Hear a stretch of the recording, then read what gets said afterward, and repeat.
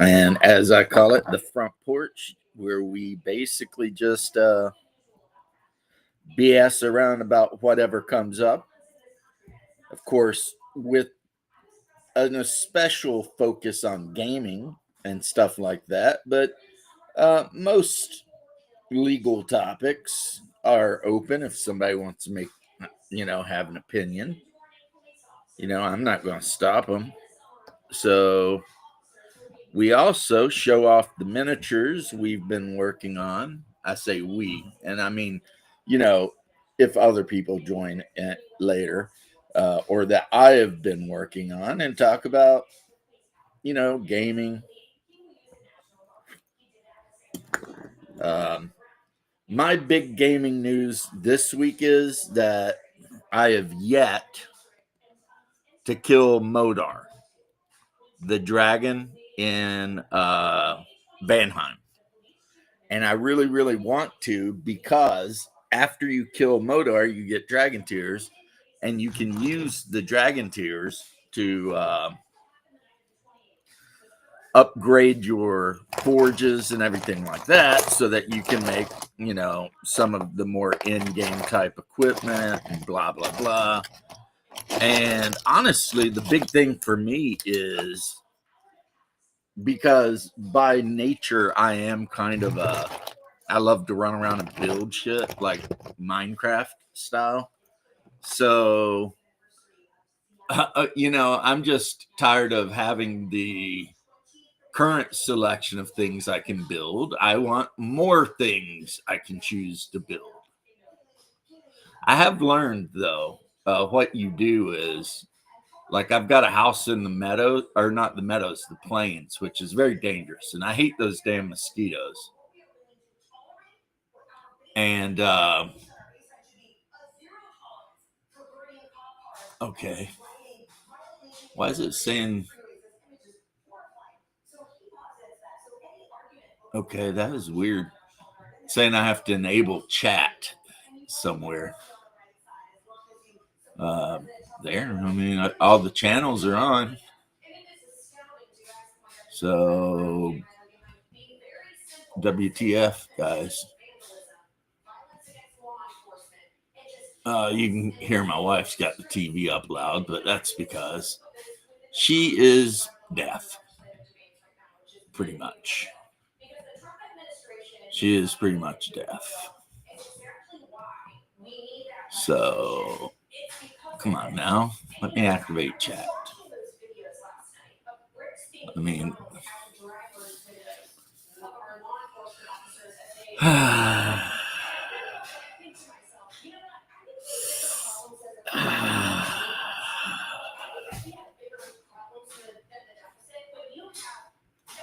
go here. Okay. Your channels, paired channels, 3 of 3 are active, streaming. I mean, this is wild because it says I'm streaming. I mean, I'm not on Twitch because,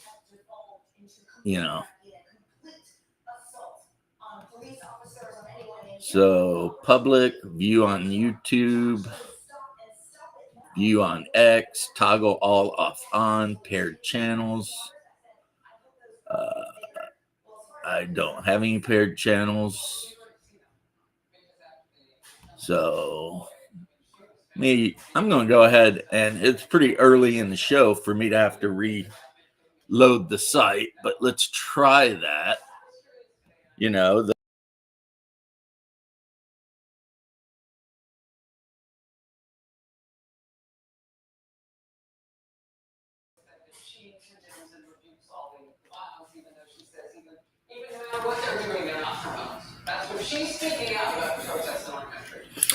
Okay. All right. So I hit the restream. You guys are watching a boomer struggle. Oh, see, now there's the damn chat. Okay. Because for some reason a second ago it was like you have to activate chat, and I'm like, so I hit the button and it took me to a different screen and everything. And I'm like, what in the hell is going on? Okay, there we are. Okay, so that link will let people who are on Rumble and YouTube and all that. Ultra American, how are you? Left. What is up, my brother? And we got Bubba. Bubba, always great to see you. I'm sure you're preparing for a role playing game at some point in the very near Cabal future. Online. Do what? Cabal Online. I don't know what you're saying, man. It's like, little Cabal dude, Online. I don't know what you just said, but you moved me. I am gluing weapons to a starship.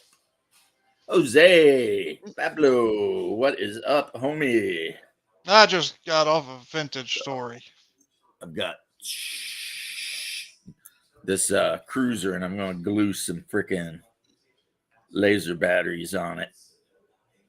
Just, I don't know, because. And the laser batteries come from Battlefleet Gothic. I just 3D printed a shit ton of turrets. So, yeah. Working from home. Cool. Me too. That's something we have in common. Except I'm not working. I'm just sitting here. And of course, my wife, if you listen really close, you could probably hear her banging the shit out of her. She likes to take water bottles, you know, like the water you buy, obviously, and then freeze them damn near solid. And then she'll spend all this time just beating the shit out of it because she's trying to break the ice up so that she can get it out of the bottom. I'm just like, why don't you just drink some ice water, man? But yeah, that's just. or if you just want it cold, you can put it in the fridge. It won't freeze. So let me see something here. I mean, it won't fully freeze at least. Nope. Okay, I'm turning my camera off for a second, only because I want to do something real quick. Oh man, this whole thing going on in LA, man. People can say I'm a fascist or whatever, but these young military men running around the streets waving foreign flags and shit, I'd do them in so quick. What do you think about that? That is good. Yeah, that is AI. Oh yeah. But AI's that getting is the pretty good at. official Monday show art. Just Hey, some Ultra old American. dudes sitting on a wood porch in Appalachia. Okay, let me turn. Hey, Ultra American. How you doing, James? How you doing, Leth? I could complain, but honestly, who would care? I think we have enough to complain about already. So It's like meh. But if it's not one thing, it's another. I did have a really lucky break lately, though. And that was my wife thought last Sunday was Father's Day. So, I was just reminded by my parents about Father's Day coming up. I'm like, oh crap, we're already halfway through the year, and I completely forgot Father's Day was around the corner. So yeah. So she went out and bought me like a big thing of Vietnamese coffee from the local place and did all this stuff. And then we found out it wasn't Father's Day. But she's all like, well, I guess that means I'll have to do it next weekend too. Yeah, boy. Porch primates. Yeah, man. We need to be like Clerks too. Randall, when he was all like, I'm taking it back. You know, you're right. yeah. Like, I mean, my grandma used to call me that all the time. And Dante's like, yeah, but I think your grandma might have been incredibly racist.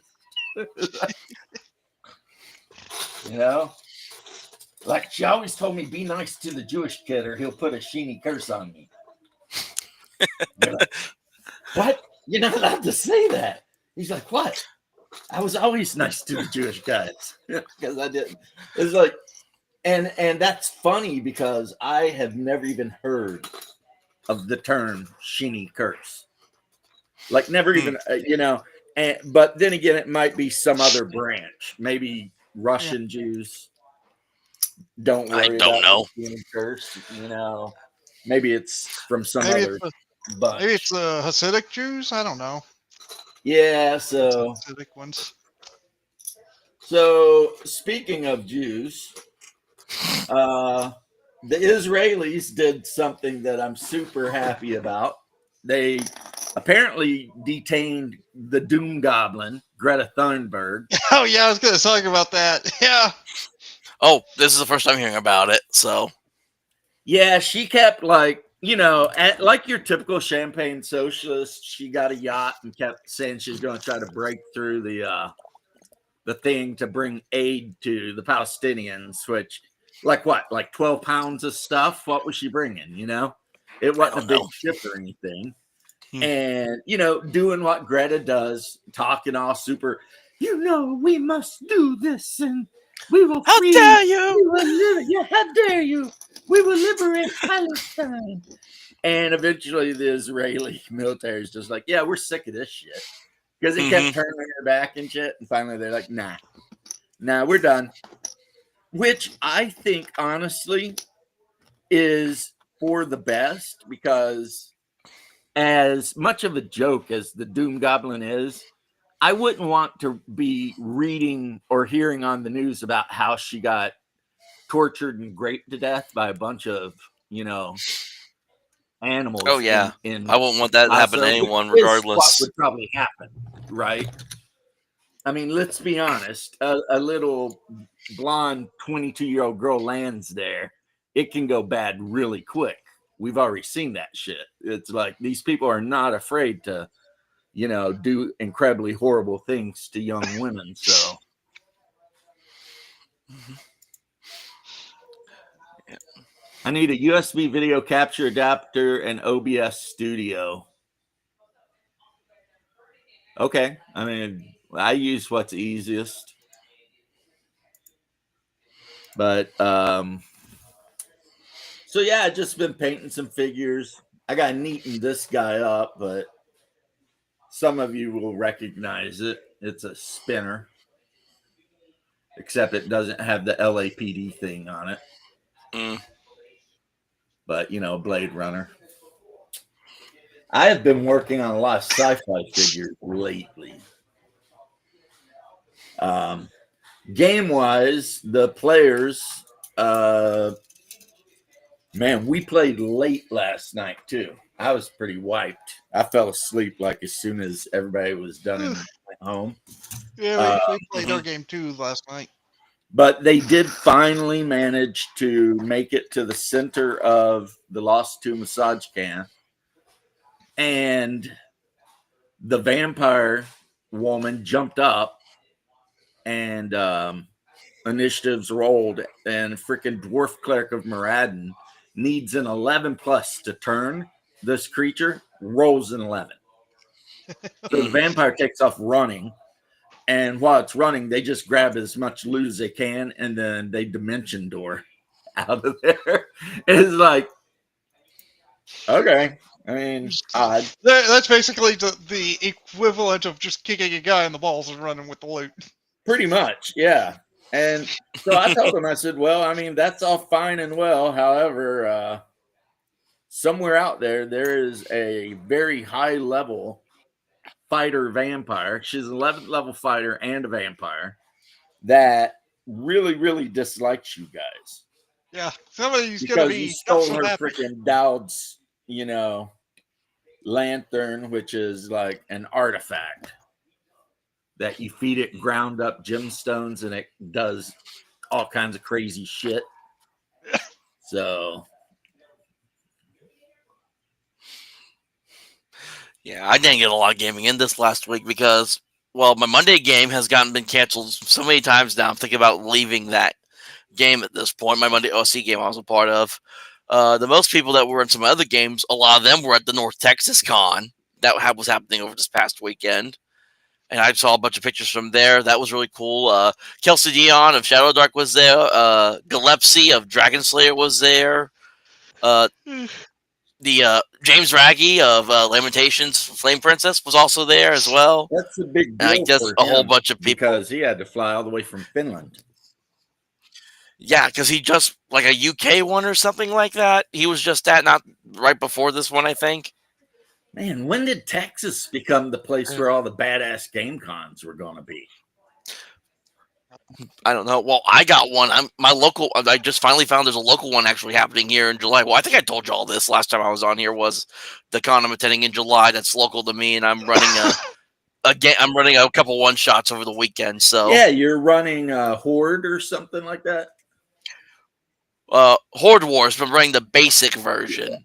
That's kind of it's based because he has the basic version, which is like kind of like your first few levels, and then there's the advanced version, which is like going on and all that. And it's got like full campaign idea, but I'm trying to see if I can get people hooked onto it, so I can kind of help out and get more to get the Horde Wars name kind of out there a little more because I've played the game for so long and I've been active in that Gilded server where we all play online. I think that's awesome, man. But Yeah, I am and a then, little aggravated that Texas has somehow managed to pull ahead of Florida when it comes to game cons because it's like I like Texas. Don't get me wrong. I love my bros from Texas. I think that's whatever. But it's like, I mean, if there's going to be a bunch of game cons, I mean, obviously they should be in Florida, right? I mean, 99, there was some really good games out though that time. Denver has the lamest con. I believe that shit. Jose I says wouldn't know PC about any games Denver back in the cons. day were yes, Jose. Back in the mid '80s, you could buy Sid Meier's Pirates. It came with a historically accurate map of the Caribbean, and you could literally just sell around pirating and burning San Juan down. And I mean, and there wasn't all this bullshit. You could play like all the old SSI D&D games and Uncharted Waters. right. I mean, it was just like but I was ranting about the other day, Jose, and maybe you've missed it. As a person who used to be highly addicted, I would say, to first-person shooters, where I would dedicate like literally 100+ hours a week on these things, right? Every version of Battlefield got worse. Like the first version, you could literally fly probably half a dozen different fighter planes. You could control actual battleships and submarines. You could play all these different battles. You had all this good selection of weapons. And then Battlefield 2, you couldn't do half the shit, but everybody liked it anyway because it was modern, whatever. And then Battlefield 3, let's camp Metro stairs for 3 hours today because that's all you're going to do, right? And then Battlefield 4, hey, let's camp Metro stairs even more. And at a point, it's like this game went from rolling tanks, across the plateaus and steppes of Russia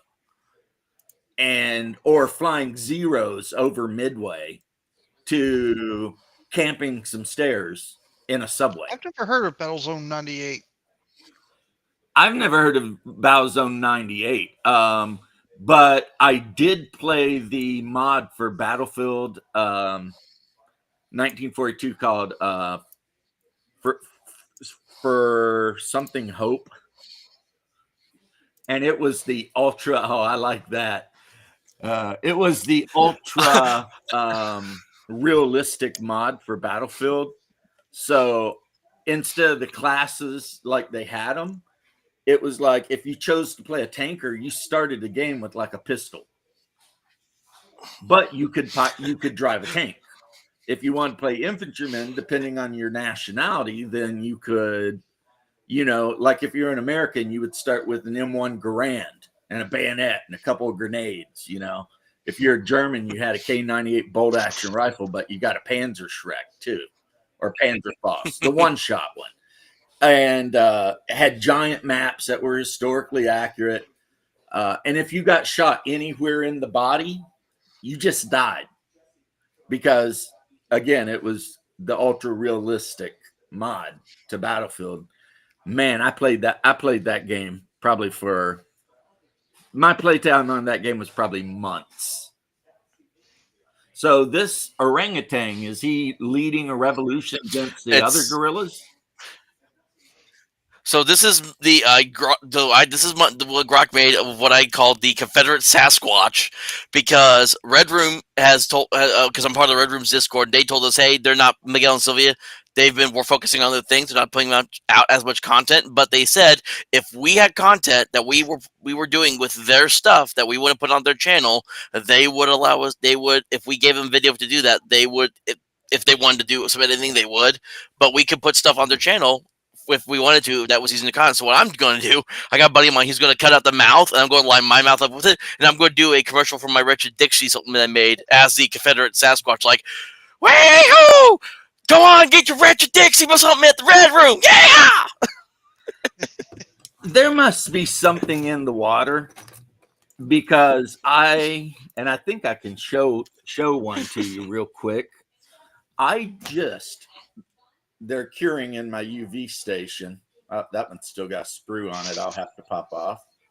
I just 3D print a bunch of undead Union or Confederate soldiers. And this one's got Nice. arrow in it. Because I saw the STL. It was free, to me. And I thought, well, I'll paint them up and I'll put them in a storage box. One of my miniature boxes. And if we ever at some point play Deadlands, that'll be a good thing to have. You know what I mean? I have been dying to play the Deadlands game because I always hear so much about it. Fun. And I've always been interested in doing Weird West. I've just never get around to it. And plus now they have a brand new version of it now that they revamped all the rules and stuff again. So there's like 2 or 3 different versions of Deadlands that exist out there now. 4 if you count the D20 modern version that they made at one point. Yeah, here's the crazy thing, which I didn't know until I think Bear hooked me up with it, is yes, they have a bunch of other Deadlands stuff, but at the same time, you can go on Amazon and buy the original Deadlands stuff. Mm-hmm. The orange books. So I just went and bought the orange books because that's what I played. And George said. And I just as awesome of a game as everybody keeps telling me, I just cannot really get into Savage Worlds. I always hear good things about Savage Worlds. I just haven't had a chance to play the game myself. Plus, I know a bunch of people that have been playing the Savage Pathfinder system, which is Savage Worlds' take on Pathfinder. Right.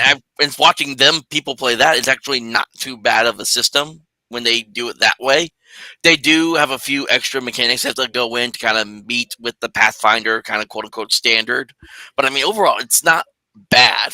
They just released the Crimson Throne, Curse of the Crimson Throne box set for that Pathfinder Savage system. Yeah, I mean, believe me, I'm not here to talk shit about anyone that likes Savage Worlds. If you like Savage Worlds and that's your thing, you be all the Savage Worlds that you can be. To me, it's just not as interesting as a lot of other games. And I think Savage Worlds Deadlands oversimplifies Deadlands, if that makes any sense to anyone. It's like, because in Deadlands, original Deadlands, when you make your character, you kind of you got to draw a poker hand and then assign cards, and you keep track of chips, and you keep track of wound stuff, and that still is about the same in Savage Pathfinder. I know that because drawing the cards for initiative, the Benny tokens, and all that, and also wounds. and all that. So Yeah. You know, Well, how about Jay, when a spellcaster in Deadlands casts a spell, he's got to play a game of 5-card stud against the demon. yeah, so that is actually. James. Go ahead, I Les. didn't know. I do like the idea of playing poker to play D&D. I have actually, it's funny we're talking about poker because in this book I have, it's called the Red Dice System, and it's a very much a rules light minimalist setting TTRPG. So you can basically kind of just plop any setting into it, and it actually has a rule set for how to play poker with all your dice for like what kind of hand you can get. And so I actually tested this out like in my Sunday game because we do on and off games bi-weekly. And because all it is, the rules say mostly it's a roll against system. So like GM has a die, you have a die, you roll against each other, see who has a higher number usually. And there's other rules depending on if you tie or not. But the for the poker game that it has in there, it's you got your D4, D6, D8, D10, D12, and you roll all 5 at the same time. And depending on how the numbers go, it declares like how you have like all the different poker hands, how you identify those with your 5 dice. Yeah, in Deadlands, you just get your 5 cards versus the 5 cards the Manitou gets, and a Manitou is just what the Native Americans called an evil spirit. Yeah, it's basically 5-card draw. And if you lose, but no jokers show up, then it just means that you lose. Your spell don't work. But if one of the jokers show up in somebody's hands, that's when, like the Manitou can possess you for an hour and run amok. But to answer Daryl, I have the hugest freaking Minoth army you can even imagine. And my favorite warcaster for my Minoth army is I forget her name, but she floats above the ground and she's got like the flag and the sword, and all these monks are like holding chains that keep her from floating away, apparently. So she's like a giant freaking dirigible that they're dragging around, even though actually she's a 16-year-old girl and blind, but she's somehow a saint or something. And she starts the game with 10 mana, which is insane. And if you use the from the old 2nd edition army books, like the Warcaster's special ability, her special ability is any warjack that doesn't have a ranged weapon on it costs less. So, of course, the Crusader, which is Minoth's stock mech and has no ranged weapons, you can easily just make a Crusader mob and have like 10 of those in a standard army and then some other stuff.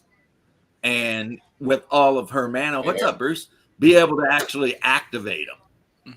So, yeah, insanity ensues. And then, of course, you've got to take the Avatar of Minoth, which is a warjack that produces its own mana. So you can ignore that thing. It'll just always get the ability to, because in that game, your warcaster has to spend the mana on different things to activate them. And the Avatar, you roll 1d6 and it generates half of that in mana. So if you roll 3, that means it can move and attack twice. And it's already a badass, but it doesn't need any of your warcasters' help. This thing is it's like, and they explain it as basically the divine energy of the god Minoth has possessed this warjack. The divine ascendancy of Minoth shall not be impinged upon. Yep. And then the other one that I have an army for is Crix. Ooh. And I always remember the name Crix because it rhymes with dirty tricks. And that's how you win with Crix. Dirty trick. No. But anyway, back to the if I were you and I were actually going to try to talk people into playing Deadlands, I would just pick up the orange books. They're cheap. And try that out. Just so that you get the full experience of Deadlands, right? Yeah. But that's that's my personal opinion. That so it don't make it right. Yeah, well, it's like what I say about Hunter the Reckoning. I wouldn't play the crappy 5th edition one that they have out there now. I just go ahead and I buy the 1st edition book because, like I've said, in my opinion, that's the only one White Wolf got right.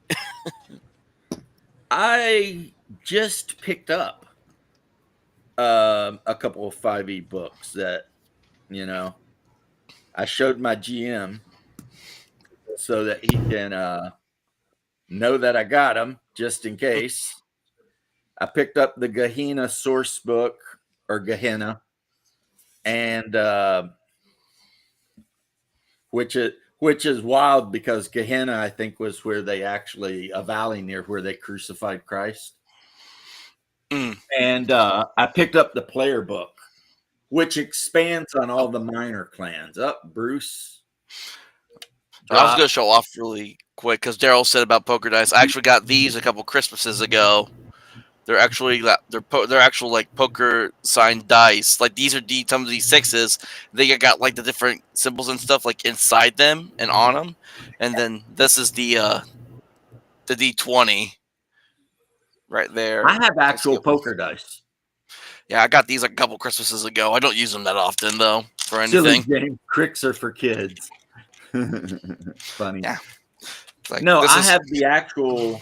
I guess when you go to a casino, right, to play craps, they can like official casino dice X amount of time. It's like I don't know what the amount is, and every single die has a serial number and the stamp name of the casino on it, etc. Right, and they're supposed to be the most like completely random whatever dice you can get.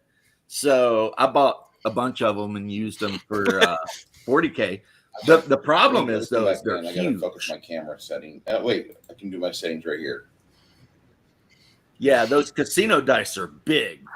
You know what I mean? So if you're trying to roll 8 die 10 versus a thing, and you're like, but hey, nobody can accuse you of having cheaty dice because them dice have been 100%. What would the word be? They've been checked out. They're 100% precision. You know what I mean? Mm-hmm. And but there's some rule where the casinos have to get rid of them after a certain number of rolls. So I just got this new camera. It has a ring light around it. Nice. I got a. Oh, that looks pretty good. Before, I think you were looking a little sepia, a little washed out. I don't have it on my hand right now, but I have a small. It's like a clip-on ring light I could just clip on my computer and turn on if I ever need it for anything. But I got these lights right above my desk area, so I never worry about needing it. Right, Jose, you live in a tropical paradise. And even if there was a nuclear war, it's for damn certain nobody's nuking your country. So yes, you can rest at ease. I can't imagine anyone wasting $1 million+ bomb to nuke anywhere in Costa Rica. It'd be like, what would be the? Oh, nice, Hill Giant. Actually, this is the new Cyclops. Oh, cool. I didn't see the eye, but yeah. I need to. So yeah, Jose's lucky. Nobody's nuking Costa Rica. No worries. So I have decided, since I'm talking to you guys, to finally put together the present my wife bought me. So here we have, I believe this is Pharaoh. She was the pilot of the dropship in Alien. Okay. And right next to her, I haven't put the arms on him yet, is her good pal Spunkmeyer. Because it has the names on the base. Pharaoh, and Spunkmeyer. Poor Spunkmeyer gets ate by an alien while he's wandering around. Fucking Pharaoh didn't make out much better. And even though I already have a bunch of aliens, she got me 2 more sprues of them. Like she got me this game called Aliens, and it's like a cooperative game, kind of like Space Hulk, except aliens. So you put tiles out, and the aliens can appear from all these different places, and you're playing all of the guys from the movies. Like I've got Apone, Hicks, Burke, Drake, with Wazowski. That was the guy with the flamer that got killed pretty quick. Dietrich. And the other thing is, these characters would be great for Traveler 2300, especially if you're playing in the American Army, because the 2300 American assault rifle is just looks like the alien assault rifle. So it's funny you bring up Alien because just something funny that happened. I on a Discord server I'm in, we were just sharing gifs talking about. We were talking about like who we actually consider like a strong female character in like movies. Because the first thing, well, of course, because the first person that she brought up was I don't know what she's from. It's a lady named Delenn, Delenn.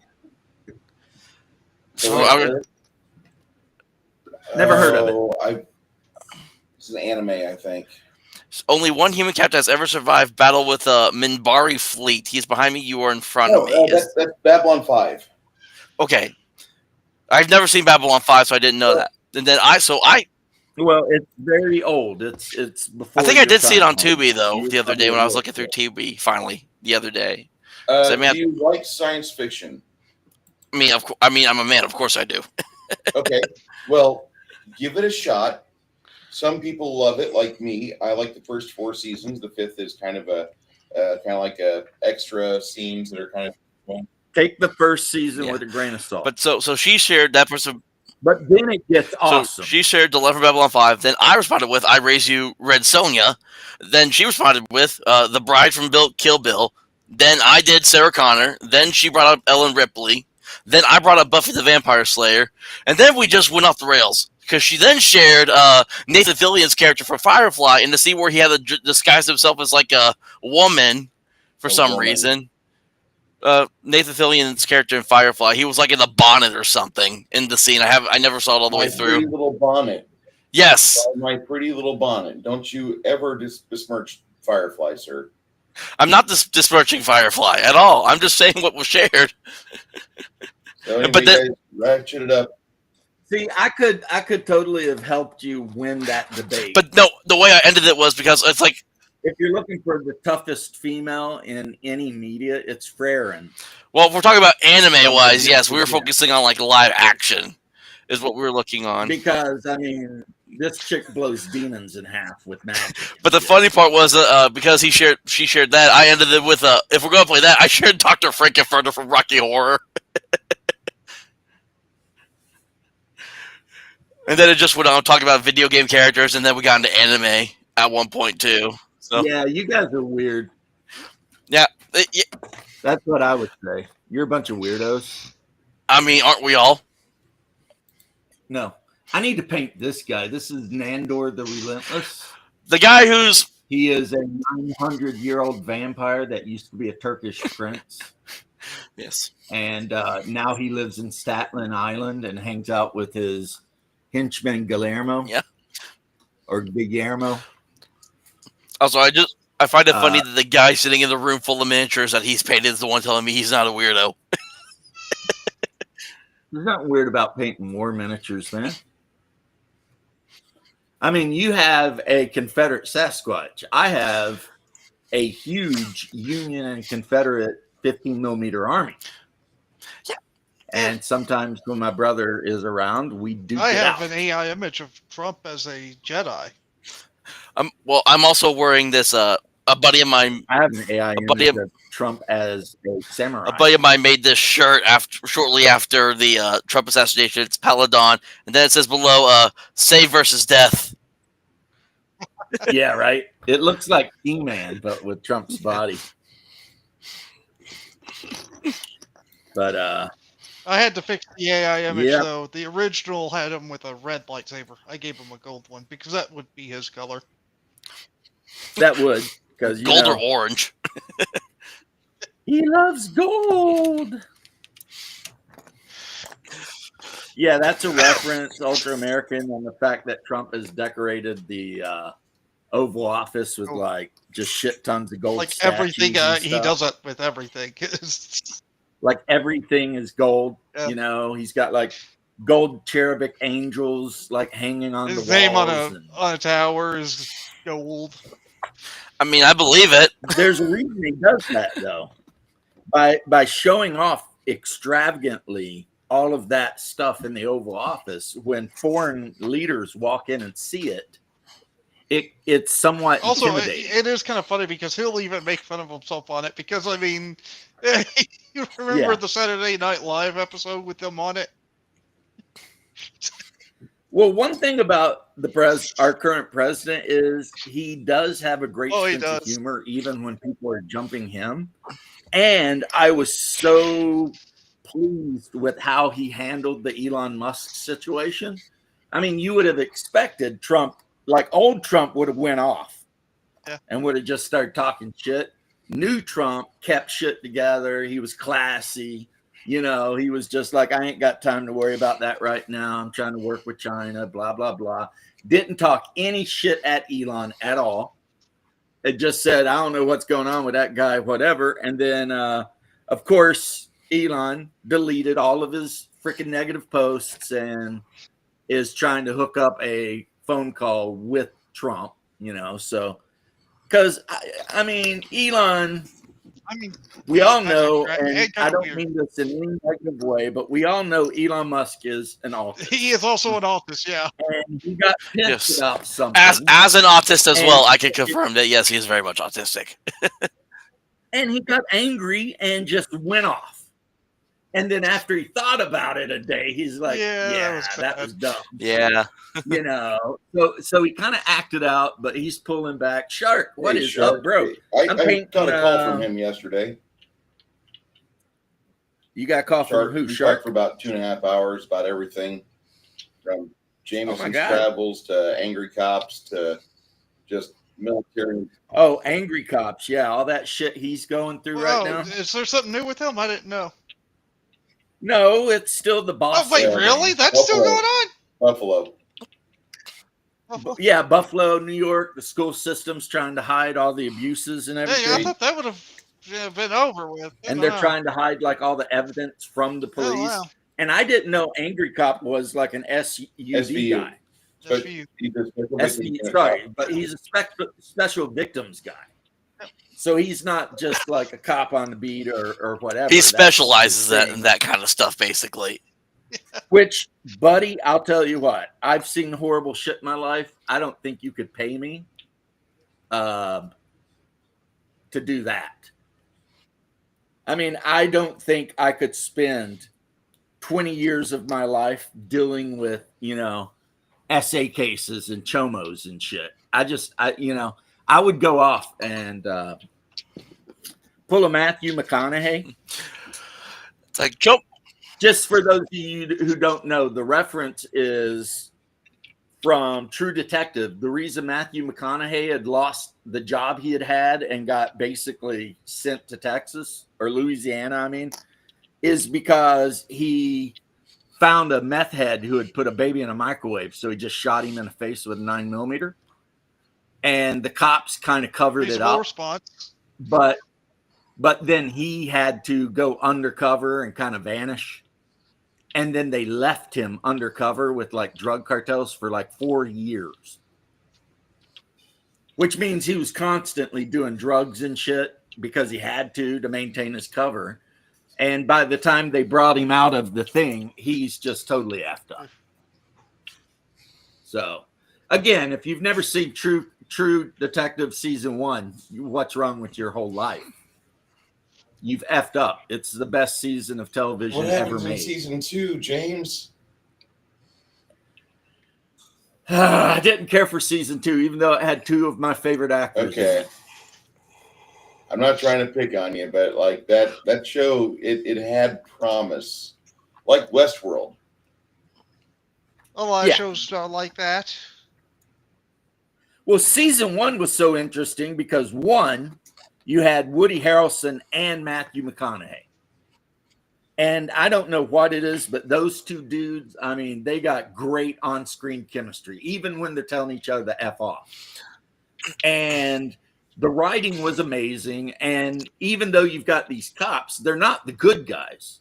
They're flawed individuals. They're trying to do the good stuff, but they're still very flawed in their own ways.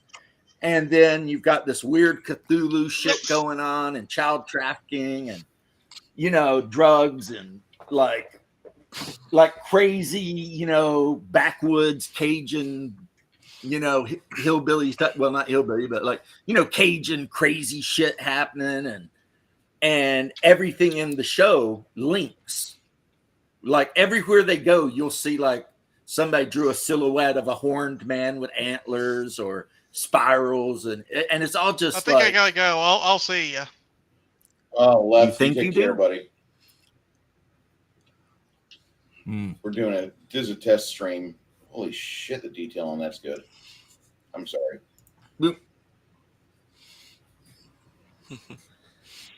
So, anyway, the point is, yeah, it was good. It is actually the best. And then the number 2 thing you should watch on television right now, if you can, is Berserk Golden Age Arc. I'm going to disagree. However, it's a little rough. Oh no, I've seen those. I've seen those movies. I know what you're talking about. Yeah, they're a little rough. Oh yeah, but they're still great though. I loved them. I would say actually you should go watch The Wire, all 5 seasons of it. Oh, The Wire was pretty good. That's one I never got to watch. That and another one that all caught my attention I never got to see was Oz. That was another show that kind of caught my attention. Did you? Oz wasn't bad. The Wire was really good. Another show that like the first 4 seasons of The Expanse were amazing. I'd go with the 3, but you want to go the 4, okay? Yeah, but then the more they introduced like the ancients and all that shit, the less I was like interested. It wasn't they introduced, it's just they never detailed. They gloss over so much shit. And the main thing that really drew me to the series itself was the fact that you had a sci-fi series with interesting characters that had actual astrophysicists on staff telling the people making the film how shit should work. So, like the starships, I've said it before, were like this. They were set up like buildings because they generated gravity either by thrust or they would have big rotating habitation units on a ship. Like everything in it was physically proper. The only, yeah, I mean, there was nothing in it that we couldn't do right now if our government would just say F it and spend the money. I mean, the engine of the Rocinante was just a nuclear reactor. Yeah. That's all it was. I mean, so there was nothing special about it. It was a starship. It had point defense weapons, which just popped out, and they were just like the weapons that are mounted on U.S. Navy ships. The freaking badass rotary, whatever. Cannon. And it had the engine was powered by a nuclear reactor that it ejected the heat out the back of the ship, which caused it to fly. It didn't have jump drive or anything. And the whole show before they find the ring is just in from Jupiter to Earth. It's like Mars declared independence. Earth is all effed up. Jupiter's doing its thing, and they feel like they're being abused by Earth and Mars. And the people who live on the moons of Jupiter are like 8 feet tall, but they're super skinny. And if you were to take them to Earth, which in one scene it happens, it's like torture for them. Got to encase them in water with a breathing apparatus. Yeah, you have to put them in water so they can float, because the Earth gravity compared to the microgravity where they grew up literally is killing them, slowly. So that, yeah. And I mean, there's just a lot of stuff that goes on. Unfortunately, they killed off my second favorite on character. The show? Who was your favorite character? My favorite character was a sociopath. The one that hung out with the woman so the woman could tell him whether he's been evil or not. Yeah. You know who I'm talking about? Billy Jane. Something the like guy that. he played the punk. But the other character I absolutely loved, and maybe I Thomas should say Jane. both of these characters were tied for first place. Was the cop, the one that always wore the hat Oh, in the first season, and then he ends up that's Thomas sacrificing Jane. himself. I really liked his character. I liked the whole you're on a space station near a moon, near Jupiter, and you're walking around and you're like noir, Humphrey Bogart hat with your long coat and doing your thing. And I just thought that was I thought that was such an interesting take on everything. You know what I mean? Plus he was a really good guy. He really, when it come down to it, he was a good guy. Gundam, I could never get into Gundam because the idea of giant robots with laser swords flying through space doing stuff just is absolutely not something I can ever believe in. Now, the one Gundam 88 or whatever, that one I liked. When they're just fighting on that jungle world. And another giant mecha robot I liked a whole lot was Dugram, the Fang of the Sun, or Dugram. Yeah. Which is where like all of the medium mechs from Bautech come from. Yeah, I got a buddy of mine. He runs a Thursday it's the Fabula Ultima RPG. I play in that, which is it's basically it gamifies how like games like JRPGs and Final Fantasy work. It basically kind of tries to convert that to a tabletop format. And so we've been having fun with it so far. And he's big on like all the mechs and the mech anime and all that. And I've been wanting to try to do something like a mech tabletop thing. And I was trying to look at what's that freaking the Lancer RPG? I tried looking at that, and that was too crunchy for my liking. But I found that there's a black hack version that uses what's called the Mecha Hack. So I'm going to get that at some point. Have you seen or had anybody tell you about Mechton? First time I'm hearing about it. I've had multiple people tell me Mechton is a role-playing game where it's like you're playing Bautech, but you don't have to use any miniatures. Yeah, Ironcaster, Gundam 08. Hey, that's him right there. He's the guy that runs Fabula Ultima. Ironcaster is. Ironcasters, good people. I loved that Gundam. It's when the Gundams start getting all crazy and they're flying into orbit and laser swording each other and shit like that. I'm just like, why? It would be way more cost effective to just make, cruisers full of missiles and just freaking, it's like having a humanoid body on you does not make you better at flying through space and sustaining damage from nuclear warheads. So the whole thing is just, whatever to me. But the 88 one where they're in the jungle duking it out and shit, that one was good. I like that. And Dugram's like that because in Dugram, basically it's a civil war between the world that Dugram's on and Earth.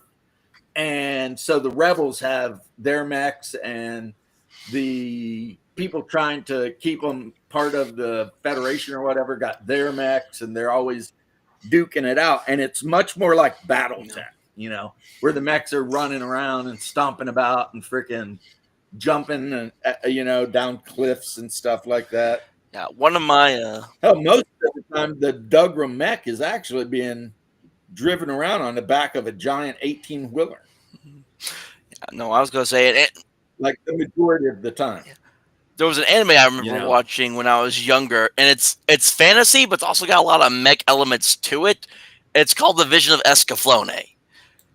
And they literally have, like, sword fights in, like, these mech suits. And it's just really awesome. And I was like, if I ever wanted to do, like, a mech RPG setting, I would definitely kind of do it like that, where it's not, like, all just, like, spaceships and laser guns. It's like honorable combat and sword fighting, but you're in these giant robot bodies. I would say, have you ever considered playing Doom? The video game, or The role playing game. I didn't know Doom had a role playing game. Not Doom, Dune. Oh, D-U-N-E. Dune, the role playing game. No, I have not played the Doom role playing game. I haven't watched Doom either. What? Dude, I go know what read it is. I've just never seen it. Go read it. You're a gamer. You're one of us. Dude. There's audiobooks if you're so handicapped. First off, yeah, if you have access to Audible, wait till you get your free credits, pick up the first Dune book, listen to it. Because the movies can never capture the book, because in the book there's a shit ton of internal monologue like all the time. And then you watch David Lynch's Dune, which is completely The insane. Spice Diver edit. Don't watch the regular theater. And then you watch the sci-fi miniseries Dune, and then you watch the new Dune. And they're all different, but they're all basically kind of telling the same story, sort of. And then you'll understand. And the reason I say this is in the Dune universe, they have shields. Like a lot of times they wear them either on their belt or on their forearm, right? You hit it, covers you in a power shield, right? Nothing fast can move through the shield. So if you shoot a guy in a shield, it deflects right off, right? Which means when you fight somebody in shield combat, you have to use a knife. And the slow blade penetrates the shield. Interesting. So they have their own form of like very ritualized combat where you got to move fast on defense, but slow on the attack and everything like that. You would love it if you like sci-fi. Yeah, I don't watch that much TV or movies anymore these days because I'm just this is homework. Like I'm just so you're being given homework. Yeah, it's not the first time I've been given homework. There's a bunch of movies that people recommend I need to watch and shows I need to read. Yeah, but as a nerd, especially if you're going to claim sci-fi, this is there is a good movie that Daryl brings up called Real Steel with Hugh Jackman. Yeah, that was pretty good. I like that. I saw that one. Like yeah, into the robot boxer. Yeah, that was pretty good. I'm trying to remember. So as a sci-fi fan, Dune is kind of a must, and we reference Dune so often. Ultra, you probably want to at least read the first book or at least watch the first movie. But the reason people like reference Dune so much is every other sci-fi franchise or IP that came out after Dune ripped Dune off so heavily from it. It's like Warhammer 40K, half of that is Dune. No, I'm trying to find. It's like I remember I made a list of books that I remember reading, and it was a mix between modern fantasy and sci-fi books I remember reading when I was growing up. Here we go. Okay, so not as many like high-tech science fiction. It's more along the lines of just like a weird future kind of deal. Because let me see what I got here. I got the Ugly series. I got His Dark Materials. Pendragon, Journal of an Adventure Through Time and Space. Okay, so not as many high science fiction that I recall reading growing up. Unless it was like. Here's what's crazy about Dune is it's actually first and foremost not science fiction. First and foremost, it's political intrigue. It just happens to be set 10,000 years after the Butlerian Jihad, whatever the fuck that was, and whenever it happened, because no one knows, right? But it's set in a feudal system. You have the Padishar Emperor that rules the known universe, and then you have the great houses of the Landsrod, which are basically barons and dukes and whatever, and then you have a drug that you have to have if you want to safely transit space. If you're going to take place in commerce, you got to have spice. Oh, commerce too. Yeah. But yeah. So, I mean, the fact that, okay, it's in the future, yet you're more likely to get gutted with a knife than you are anything else or have your food poisoned. I mean, that universe is kind of so dark that when the Atreides family sits down to eat, they have a poison sniffer above the dining room table, because assassination is just like the order of the day. And the rule in the Landsrod is if they don't catch you and they can't prove you did it, then it's okay. Even if everyone knows you did it. You know what I mean? And the great houses, a lot of them, they hate each other and they're all jockeying for position because they all want to be assigned to like different, worlds, or they all want to be given like partial ownership of the Chome Corporation, which is basically like our Wall Street, but mostly it deals with the spice and shit. I'm telling you, it is complicated. What I'm describing is complicated, and if you read all the books, it takes place over like 20,000 years. But the first one is just the story of one guy, and yeah, it's definitely worth the watch. No, so I did remember. I saw this movie when it came out. It was I don't know if they did an old version of it, but I watched the John Carter movie. The guy. Oh, I love that. Yeah, I saw the 2012 version, and I actually have it in my library here. Someone made a game based around it. I just can't remember the name of it because the John Carter of Mars movie, I think unfairly. I think it was treated very unfairly. New camera. Because, a lot of people talk shit or whatever. And honestly, it was a good movie. And, it was very interesting, and it was pretty close to the book. I mean, a couple things were slightly different, but overall it was, so maybe it was just released at the wrong time or something. But that's entirely the reason why that movie failed. That's entirely the reason why that movie failed. Can you hear me okay? I can hear you just fine. Yeah. Okay. Yeah, I found it. It was called someone made it's a RPG. It's called Warriors of the Red Planet, and it's basically kind of like John Carter with serial numbers filed off, because it's got a lot of those alien races and stuff listed as like playable races. For Shark, this is the new Reaper Cyclops that I'm painting right now. It'll take me a few days. I won't be able to paint that long tonight. I got to go to bed here pretty soon. Depending on how deep you dive into the John Carter series or Princess of Mars and all that, you end up finding out there's like 8 or 9 different races of Martian, and they're typically described by their skin color. So you have white Martians, red Martians, green Martians, on and so forth. But a lot of them are very rare, and you don't encounter them until much later in the books. But of course, the green Martians, Thar Starkus and his band, they're pretty much, a big part of the thing. And then the red Martians, which he marries one and she lays an egg, and it cracks and they have a kid. Nice. Because their reproductive organs and everything are very similar to humans, but instead of carrying the child inside, long term, they literally, the fertilized embryo becomes an egg, and they just lay the egg, and then it develops outside of the woman. Why, I don't know. I can't explain it, but that's just what they do.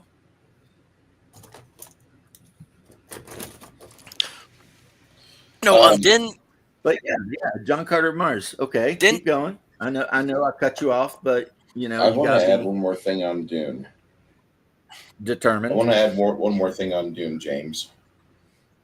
Oh yeah. The reason why a lot of us reference it so much, it's getting memed to hell right now, because we are being told all the time that we're going to have AI start being a big part of our life. And part of the backstory to Dune is the AIs got so powerful, they started just dictating how humans live their life.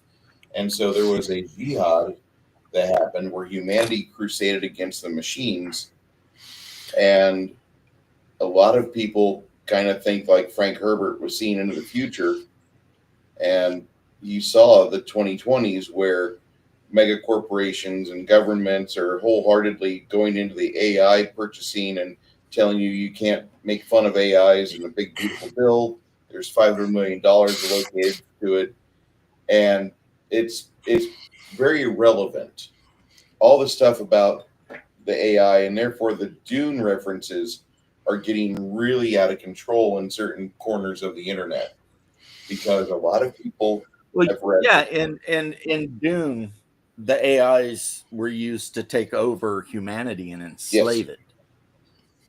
And then they had the Butlerian Jihad, which destroyed it. And then they passed a law, which was like on the level of a 10 commandment type law, that thou shalt not make a machine that thinks like a man. No. So Didn't. in Dune, another thing to tell you, there are no computers. You have a guy that goes to school on drugs, and he's called a mentat, and he just has like the ability for cognitive recall at the drop of a hat for whatever question you've got. You can answer it. Yep.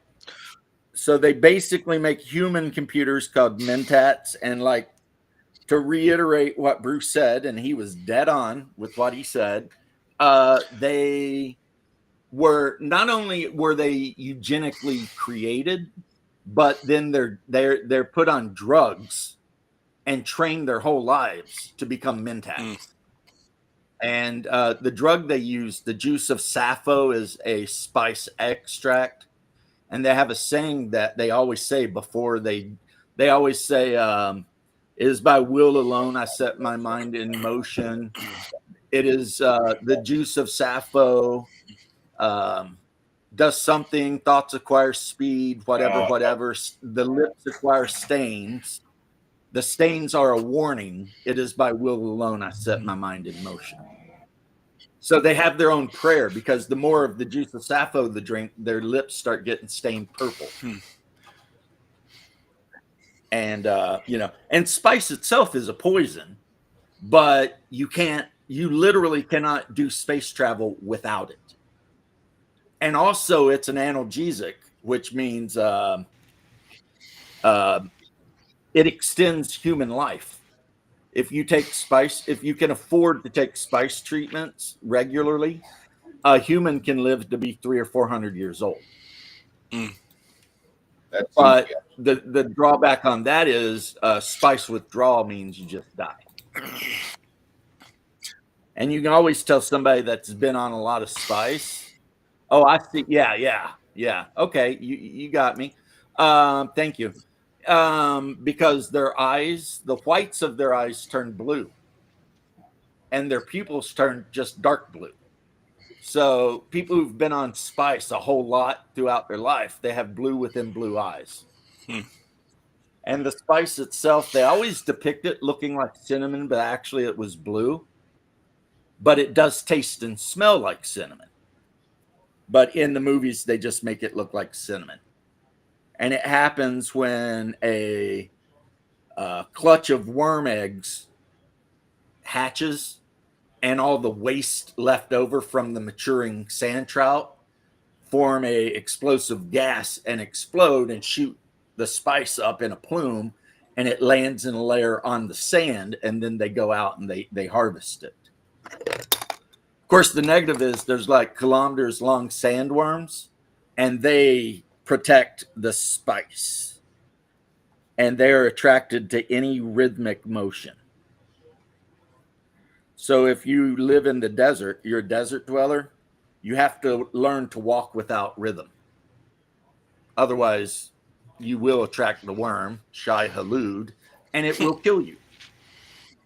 That's just what it is. Like I said, they've seen them, some of them 900 meters long plus. Like they eat tanks and shit, easily. So, and that's what I'm saying. If none of this has interested you in Dune, I don't know what to say, man. I mean, eventually I'll get around to There's it. a lot I'm of just, psychological shit going on too. I mean, I'll probably get around to it at some point. It's just because I just don't watch that much TV, nor do I ever really think about it. Like, I got 4 episodes into Firefly because I started watching it, then I stopped watching for a while, and then when I decided to try to pick it back up again, CW removed it from their free-to-watch listing. If I were you, I would honestly just get book one on Audible and Yeah, listen to and that. then didn't TSR? Didn't they make Warriors to Mars? Maybe. Because I know I follow the YouTube channel RPG Grandma, and she's been covering that game like extensively lately. Who is RPG I've Grandma? not seen her in months. She's been popping back up here and there lately. Her latest set of videos has been covering the Warriors of Mars game, like extensively, just different short aspects of it.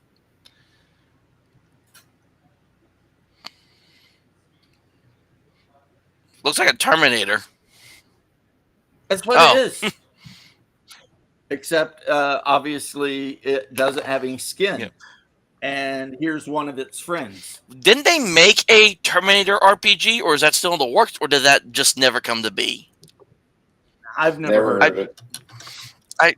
It would be cool, though. Like, it would be cool, like, if you were to take the rules for Twilight 2000 by Free League, and instead of being in World War II, have it be like World War III, or instead of World War III versus the Soviet Union, it's World War III versus the machines. James, why can't we use the old box sets from Twilight 2000? Oh, you could, but I am a huge fan of the new Twilight. Just found it. I love it. Is it that good? District 9, I don't think that would make a good role-playing game. It's a good movie, though, for sure. I liked it. It's a good movie, but I mean, it's just like now supposedly they're making a remake of District 9 where the aliens come back and they're pissed off because of how we treated the ones that crash landed we in gave Africa. them to the Africans. I mean, they landed there and they refused to move their fucking UFO. It's not my fault. Yeah, but that's what they're saying. They're going to make a second one, and those dudes are showing up. So there actually is a Terminator RPG that exists. It was released by Nightfall Games back in 2022, and it uses it's the S5S system that was used in SLA Industries' second edition. Apparently, was. I have no idea what are you talking about. That is the Terminator RPG. That actually is a thing. I'm not catching a reference where it's tied to another game. I have no idea what game you're speaking about.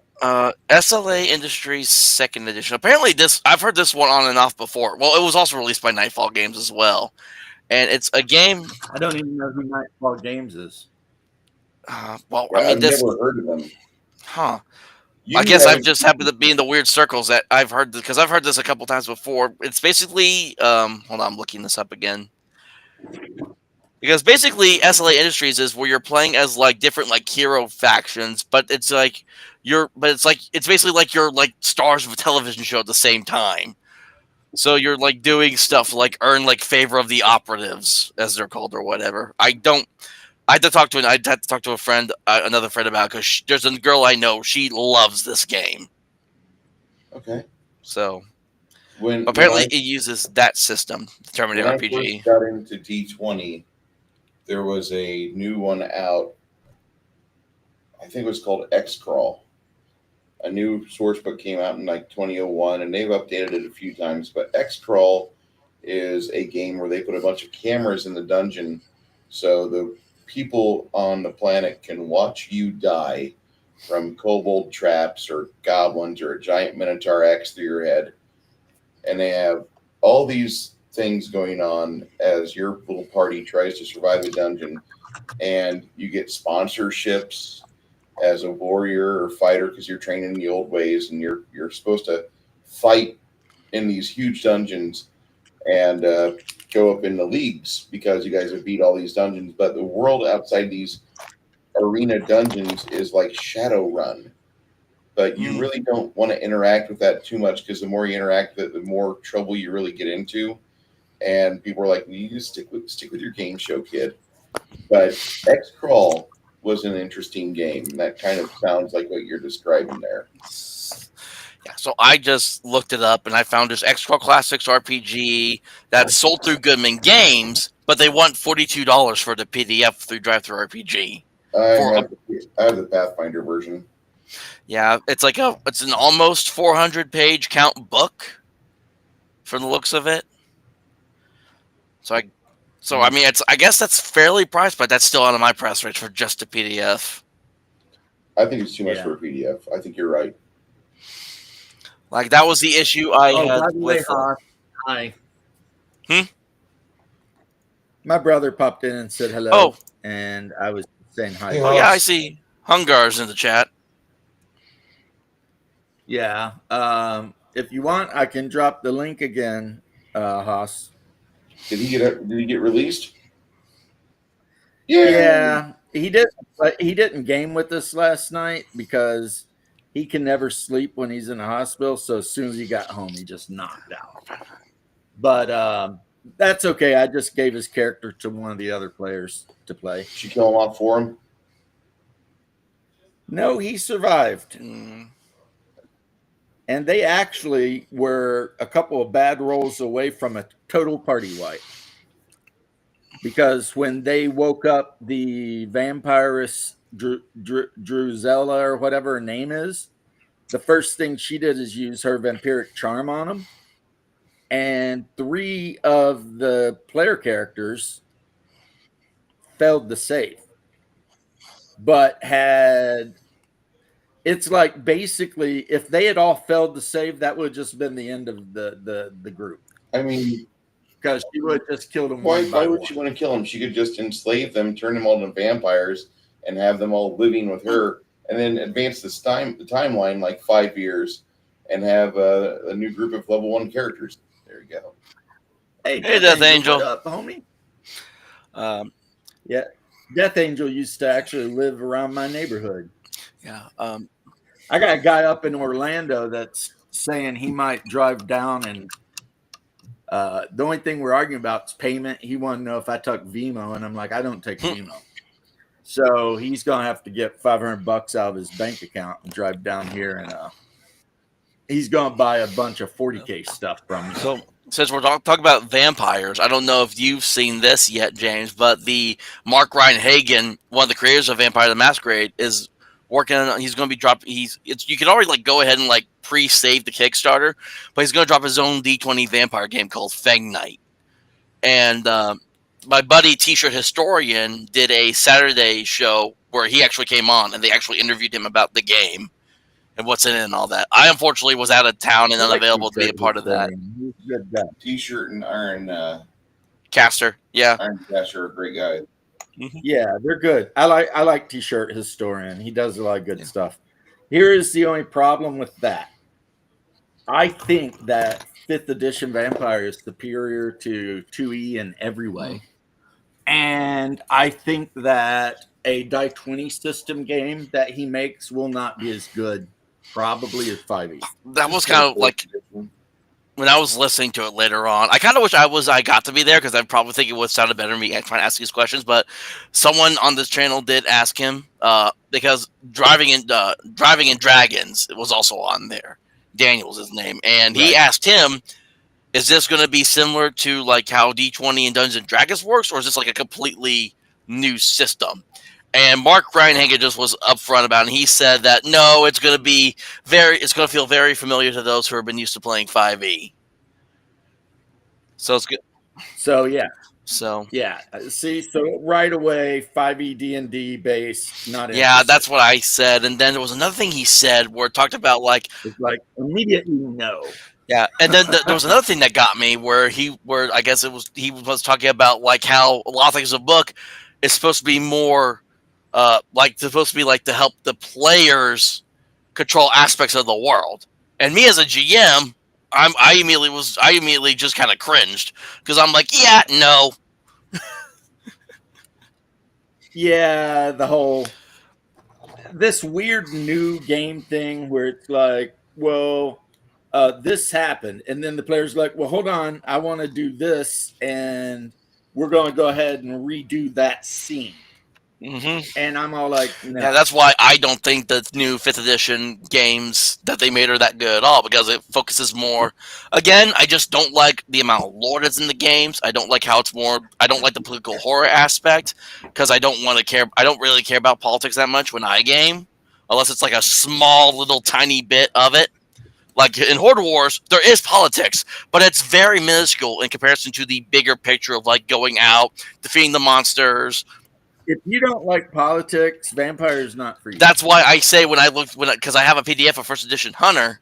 There's not that. It's not politics. There's nothing political about First Edition Hunter. You are the hunter. You go out. No. You hunt the monsters. That's all there is to it. Right. So that's why I completely did not like Fifth Edition Hunter because I was listening to people play it, and it focuses more on the emotional aspects of the hunters and how they go through life. And then I straight up told them, when you gonna like kill some monsters? You've only killed like maybe 2 in the 3 seasons y'all been doing this show. Because they've been doing this for that show for a good while, and I just stopped listening to it because I'm like, yeah, there's such a thing as being too emotional with your story. There is. Yeah, that's why I stopped listening. For a good idea on how vampires should be played, watch Black Lodge games. The Black Lodge games guys, they explain. Solid dudes. They explain how Vampire Campaign actually should be, and they're correct. And the difference between 5e and earlier versions is the hunger die, which means every time your vampire wants to do something, you have to think about it because the beast is always just under the skin. And if you lose all your humanity, you become what they call a wight, which is pretty much just a mindless, animalistic vampire. And the character's gone. Yeah. Get rid of it. Make a new character. You're effed. Mark Reinhagen moved to Georgia. God, I hope not. I mean, I know originally he was from Georgia here in the great USA near Atlanta. Stone Mountain was where White Wolf was originally. Right outside. Right. But the Georgia he's talking about is in the Caucasus Mountains, and I don't think he moved there. Because that Georgia borders like Armenia and all that shit. Bruce, were you trying to tell me with this to shut up, or that you were like out from the game I was talking about? I don't want to take part of that 5th edition faggotry. Okay. Yeah, I completely agree. I cut that shit right the fuck off. I will drive people that enjoy that away from my table, like the horde of lemmings that need to go to the cliff. Yeah. See, I'm a lot more whatever about it. That's good for you.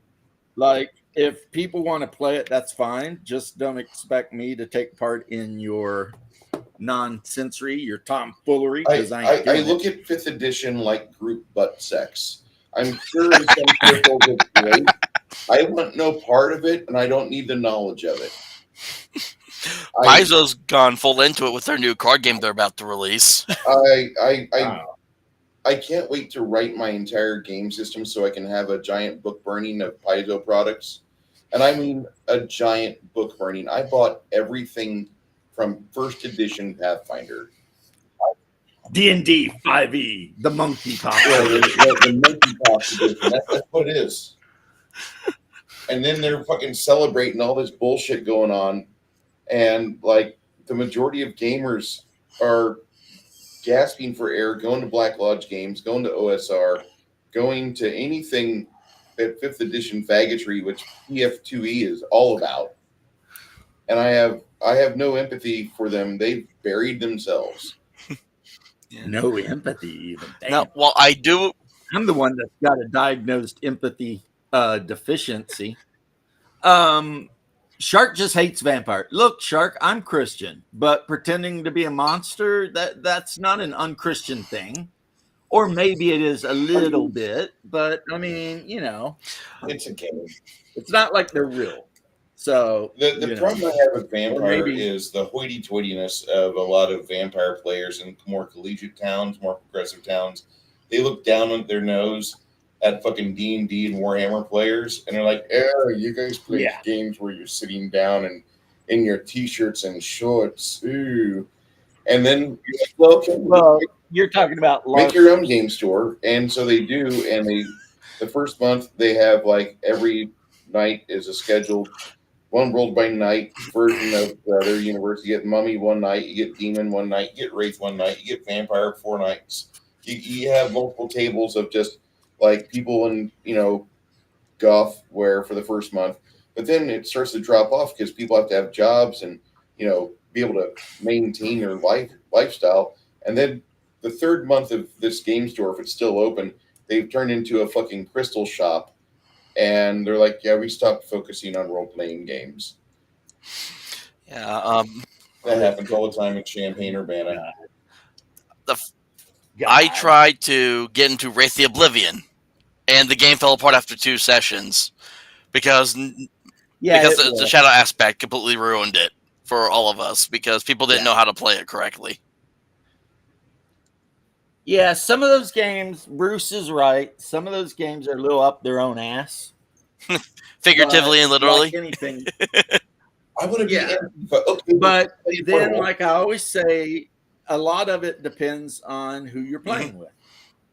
If you're playing with a cool bunch of people, then they can be really fun. If you're, hanging around the wrong kind of people, then they're going to suck. So, I asked a bunch of guys how they got monkeypox, and I never got a straight answer. Well, I mean, of course you're not going to get a straight answer because none of them are. I missed you all, so I hope you're doing well, dude. Are you wearing my shirt, brother? No, I'm wearing the one you made. Yeah, it's my shirt. It's Dune, except instead of a guild navigator inside the giant tank full of spice gas, it's Pepe the Frog. I wore that shirt to the hospital. Nice. That's awesome. Yeah. Yeah. So you're letting people know. I'm a Pepe the Frog enjoyer. I'm a dual citizen of the United States and Kekistan. Hey, what's up, Bubba? Bubba. Oh. Bubba likes to hang out, but he runs like 83 D&D games every week. So, you don't see him. How you doing, Brucey? I'm doing fantastic. I'm getting ready to head to bed here. I got to wake up at 11. So. I'm getting ready to go sleep here in a few minutes. Boo. So you basically just dropped in to tell a dad. Yeah, and hi to everybody. You suck. That jokes are awesome. Yeah, but you still suck. I got my jorts on, my jean shorts, and my shirt tucked in, and my New Balance shoes with my high water socks. What in the hell is wrong with you, man? I think it might be from Agent Orange, our father trip through the jungles of Vietnam. I actually think that's why I have always been so healthy and whatever, because Mom got pregnant with me before he went to Vietnam. And yet you and our younger sister have both had incredibly weird health conditions. So apparently, freaking was it Agent Orange? I don't know, but 240 ounces of water a day is not enough to keep me hydrated now. Hey, cool. Part of me wants to know. The other part of me just it's kidney failure. Shit. No. Well, I love Rollmaster, Shark. You know that. I've got the Rollmaster stuff right here. I've told people who are intimidated by Rollmaster, they need to take a deep breath and understand there's a couple of things you can do that will completely change the experience. One of them is if you have access to a printer or a photocopier, print out all of the critical charts and hit charts for the different weapons and hand them to the players. Rollmaster's great. Like anything. So because a lot of people call it chart master because DMs always complain that how they're always looking at charts. It's like because you didn't just print that shit out and hand it to the players and make them do it, right? So if I'm playing an axe or a dwarf in Rollmaster or MERPs for me, I love MERPs, and I use an axe at plus 55 or 65 or whatever, I'm going to have the attack matrix in front of me and the slashing crit chart in front of me, since that's what axes use. So when the DM's like, hey, it's your turn to attack, I'm going to say, okay, the dwarf moves here, and I swing the axe, roll the die 100, and then check it out and say, oh man, I hit for this amount of damage plus a D crit. And the DM's like, okay, what kind of critical then? And you roll it again and you're like, oh, according to this Mr. DM man, it says I hit him in the collarbone and my axe split him down to his chest and he's dead. And the DM says, well, okay, and removes that orc. It's really that easy, but people make it. Now, Space Master, totally different thing. Roll Master is a good game. MERPS is a better game. And MERPS is just Roll Master, but simplified and set in Middle Earth. OSC Advanced is the best game, though. Well, we're having fun with it right now. Does that make I think everybody admits that. Does that make Against the Dark Master, which is it was inspired by Rollmaster, its own thing then, or is it like a more updated version of Rollmaster then in that regard? Against the Dark Master is basically not based on Rollmaster; it's based on and it's a great game, which was also based on Rollmaster. You just said so. Exactly. So it's a simplified version of Rollmaster, and we played it and we enjoyed it quite a bit. I got the big old tome not too long ago. I just got to study it up because it did catch my attention. And I don't know if I've said this before, but they're eventually going to start working on Against the Star Master, which is going to be their space opera game. Which might actually be better than Space Master because Space Master was a hot. What really blows my mind in our game sessions that we play is we play the same characters. We've been playing the same characters for a few years now in all these different systems. So it really doesn't matter what system we're playing. Well, but they're not different systems. I mean, so you played a dwarf fighter in AD&D, OSE, freaking. I mean, basically, you played your dwarf fighter in a bunch of D&D clones. Yeah. So, but when we played Rollmaster, we were using the same damn characters, weren't we? No. You were you were playing a dwarf because you always play a dwarf. What's up, Bear? How you doing, bro? What's up? Hey, Bear. I mean, you can't say that's playing the same character because it was a different dwarf. You had a different name and everything. Are you sure? To answer Hunter's question, Against the Dark Master is a clone of the Say again, Bear. Against the Dark Master is a clone of Middle Earth role playing, not Rollmaster. Yeah. Yeah, that's what we just went over. Yeah, just when I came in, you were referring to it as a Rollmaster on the second. No, sir. Yeah. And it works just like Rollmaster, though. Like if Hungar was playing a dwarf who used an axe. So guess what? Hungar got the correct attack matrix chart thing and the correct critical roll chart thingy, and he was in charge of keeping track of that shit. It really is that simple. The DM does not have to do like in my current game, I make the players roll for wandering monsters, all kinds of shit. I make them roll for the monster's attack on them. So in the game that I'm running, I will be porting one of the spells to my bastardized system. There's a spell called, I believe it's called Macerating Pit. And there's a second level spell where it creates a pit under somebody. And there's a fourth level spell that creates an acidic pit under somebody.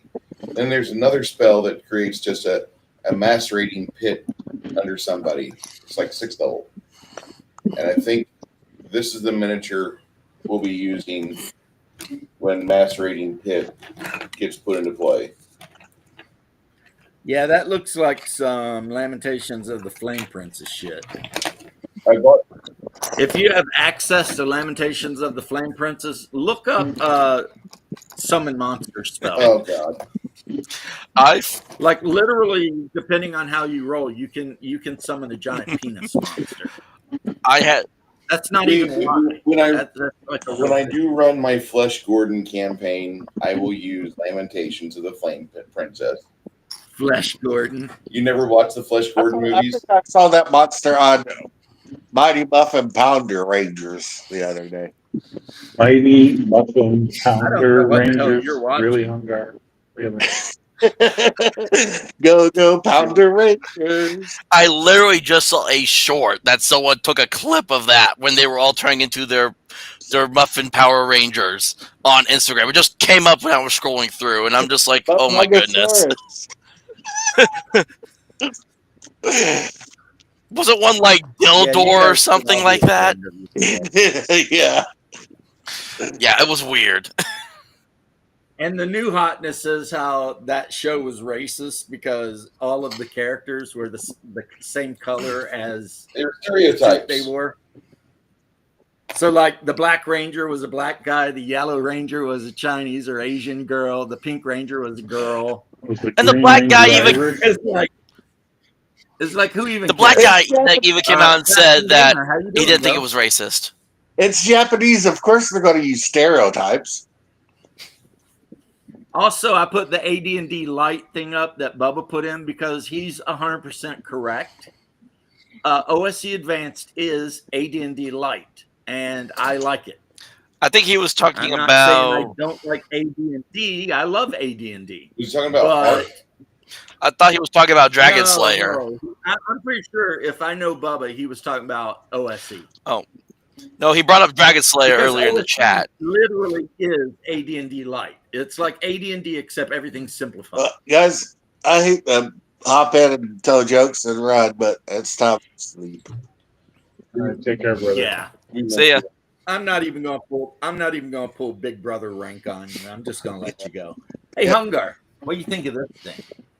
Oh, hey, that's from Dead Space.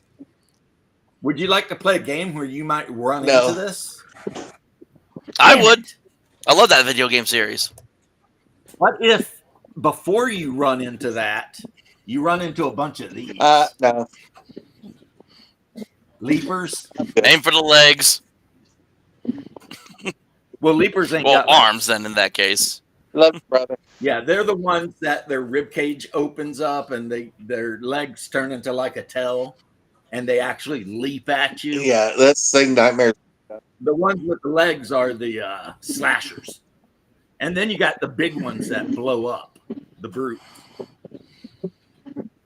Chuckabilly, stay. Now, if Hungar really wants to go to sleep, I'm not going to beg the guy to hang out. Recovery. I'm done with that. Love you, brother. I got no stress. I've been through all that. I'm like the Marlboro Man, so I kick on back. There we go.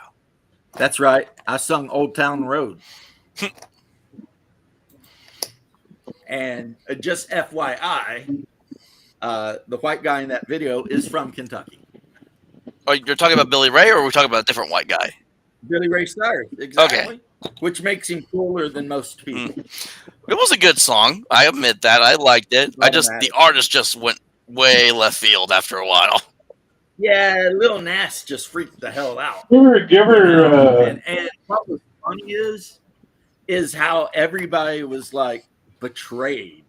It's like, where are you betrayed? It's Hollywood. I mean, it's a guy singing a song, and you have no right to be betrayed because you shouldn't have idolized the asshole anyway.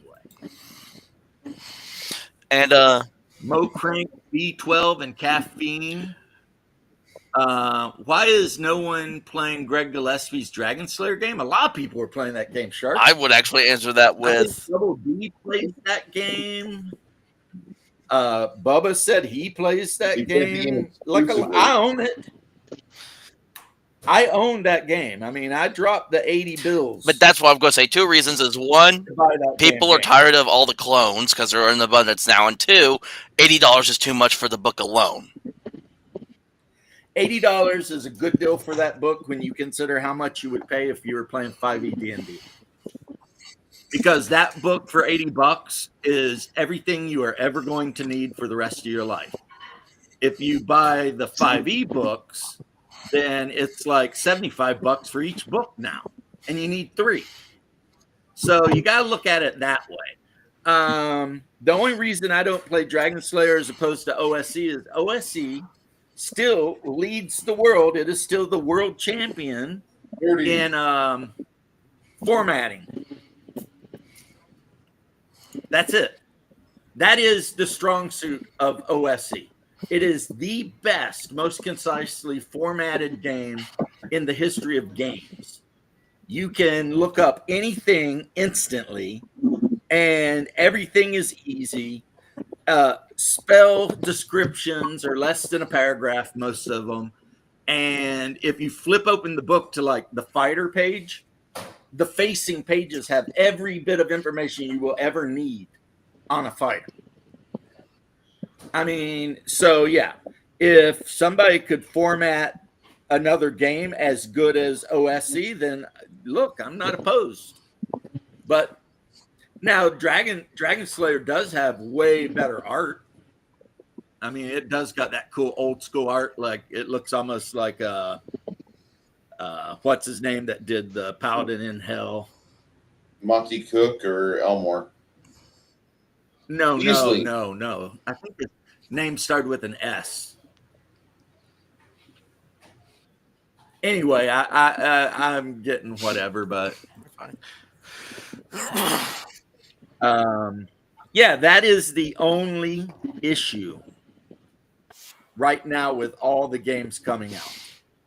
Is if you're going to play a D&D clone, the absolutely best formatted, put together version of the D&D clones is OSE. Wait, I mean, is it better than Osric? That's just how it is. Is it better than Osric? Yeah. As far as formatting. Because if I was going to pick up anything that wasn't the rules cyclopedia, then I would go for probably Adventure Conquer King. Well, see, Adventure Conquer King is its own entirely different thing, Bruce. Like when I'm talking like I'm talking, I'm not including Adventure Conquer King. Because Adventure Conquer King is a game specifically written for a setting. Yeah. And if your heart's desire is to play in this really super awesome kind of late Roman fantasy setting, play Adventure Conquer King. You're going to love it. Errol Otis was the guy you're talking about. It's still not formatted as good as freaking OSC is, though. You were talking about the artist. That was Errol Otis that did a Paladin in Hell, by the way. That's what he's saying. And I believe you. But got my boy here, guys. I just got to glue the head on him. I'm going to get out. You all be well. Thank you for letting me test my new hardware. All right. Good talking to you, Bruce. Be well, everybody. Care Bear. It's Hicks, and he's got his 12 gauge for close encounters. Oh, nice. No, so we were talking about science fiction earlier, and I just remembered this because I purchased this box set. A person I follow on X made it's a 0 edition clone called Barrows in Borderlands, and it describes itself. It's a weird science fantasy, old school style role-playing game set in a dark, reactive wasteland of magic, black powder, and dragons. So it's this weird kind of hodgepodge of like Weird West, science fiction, black powder, but basically uses like the old school OE rules, and it comes in like it's not like an actual wood box, but the cardboard is basically made like it's a wood box, and the pamphlets. So like OD&D. Yeah, and the pamphlets come in that OD&D style as well. So I'm actually looking forward to getting that. Okay. I have bought exactly 0 new role-playing games. I went through a big old Kickstarter craze recently. It's funny. I talk about without everyone's kind of AD&D clones, and I purchased another one through Kickstarter that just ended not too long ago. Yep. Not only have I bought no new games, but I've actually set shit up to sell a bunch of the old games I have. Yeah, and then and I'm selling all my 40 cases. And I backed a bunch of different Shadow Dark supplements too. Like there was a Weird West one I backed. I actually had to cancel one because it was too much. I thought I was going to have the money for it, and I ended up not. And there was another one I think I backed. I don't remember. I think I'm just winding down. Like I went through many, many years. Sutherland, that's the guy I was thinking of. Sutherland. He did the one where the spider's getting ready to dive down on the adventurers and all. Yeah, he had a really good style, especially with just line drawing. But anyway, when I was younger, I was kind of like you. I wanted every game. Now that I'm 55, I'm like, no, you need like 3. And so I'm starting to really clear out the shelves and everything. And it's not because there's no good games. It's because I've realized at this point in my life that I don't need any new games. I mean, I'm going to keep Call of Cthulhu, obviously. I'm going to keep OSE, obviously. I'll probably keep ACK, Conan, Vampire, a couple of the different genres. But all of the like other stuff that's basically the same genre but made by someone else is probably going to go away because I mean, ultimately, how many versions of D&D do you need? It's true. The only reason I'm buying a lot of versions of D&D. I'm sorry, I didn't mean to interrupt you there, Bear. No, that's good. Yeah, I didn't even. Can you hear me? I can hear you, but you're a little low. But I can That's hear weird. you. All right, sorry. Anyway, he said, I mean, my answer is to no. Yeah. The only reason I'm buying a lot of physical stuff now is because the joke I run with is in case the EMP ever decides to strike, I didn't have to figure out another way to play my games besides on the computer. Yeah. Well, I always buy physical and PDF. And a lot of the companies I buy from, like Modifius, Free League, etc., if you buy direct from them, then they send you a link for the PDF while you're waiting for the book to show up, which I think is just excellent customer service, actually. But hey, whatever. How you doing, Jose? I'm fine, and you? Finally, I was able to connect. I will not be staying for too long, but I will be staying a little bit. It's infinite. I am putting together the Heroes of Hadley's Hope. That's cool. Which was a box set my wife bought me for Christmas, and I hadn't got it put together. And here is the man, actually, one of my favorite guys, Hudson. Hudson, sir. He's got like the motion detector and his M98 assault rifle or whatever it is. Game over, Hudson, man. sir. Game over. Yes. I love that guy.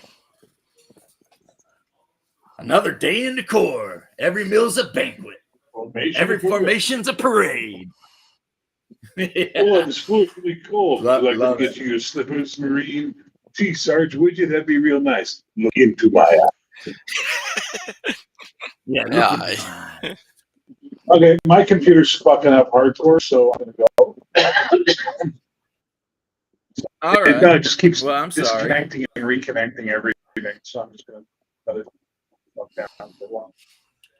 Yeah, it might be storm. No, I've been playing Civ 5 ever since I finished work today, and that's just over.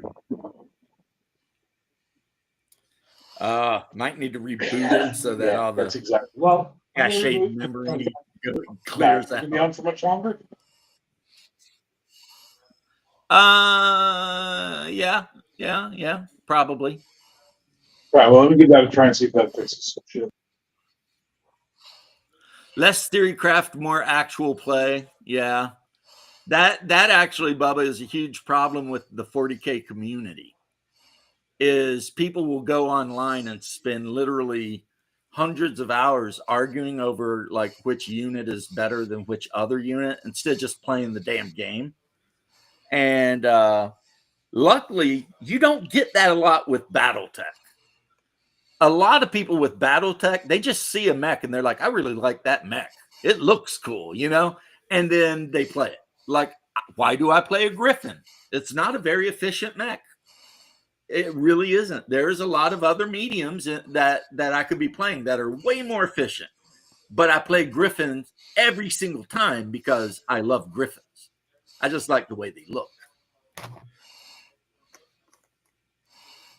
Yeah, it's like just play the game. Shut up, you know.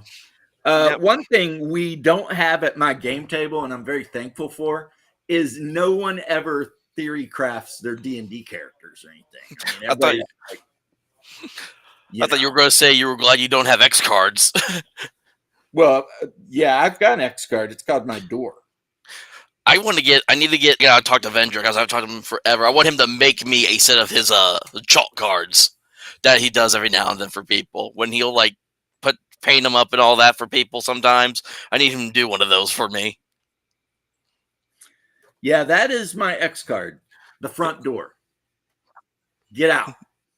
I mean, because I'm not going to make fun of people's trauma because I've suffered trauma myself and been treated for it. But what I am going to say is, as a matter of just self-help and self-care, if you know certain things are going to send you spiraling into like a tearful depression and shit like this, you should not be playing D&D. Oh, that's cool. The Orion.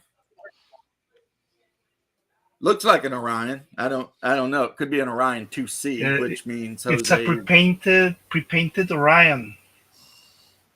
Oh, they pre-painted it brown or gray. Yeah, it is. I think it is Kerensky's Orion. Yeah, Bubba, I'm not even going to make fun of somebody that might have trauma because you don't know. Something completely horrible could have happened to somebody and they're still dealing with it. I am going to say if that is true of you, you shouldn't be playing D&D. You should be working on other stuff, right? Because it's not fair for you to show up at a game and then expect everyone to have to deal with your trauma because the other players in the DM are not your therapist. Yeah. If you've got a trauma issue and you need to work it out, nothing but love, go see your therapist. Honestly, I see one twice a month. Yeah. So I'm not even going to make fun of it. Yeah, I've said in the past, like how I would run my games.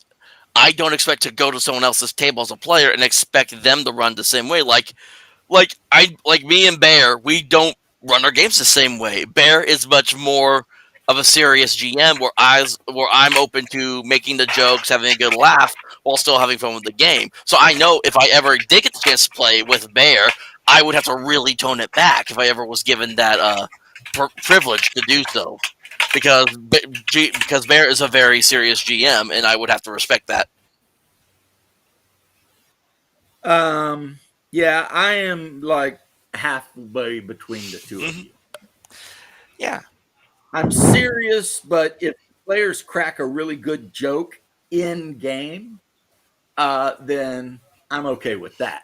Where I draw the line is people don't need to be running their yaps out of game about shit. We're at the table, you're playing your character, you're in game, be in game. If you need to go talk about, your girlfriend, your ex, your boss, whatever, when we take our once an hour break, go out into my Florida room, screened in room, and you can talk out there for a couple minutes about whatever's, causing you your issue. And then when you're done, leave it out there and you can come back in and play your character again. And I think that's fair, honestly, I think that's fair. I can talk about my Atlas 2. Look at this. An Atlas 2. That's not scale.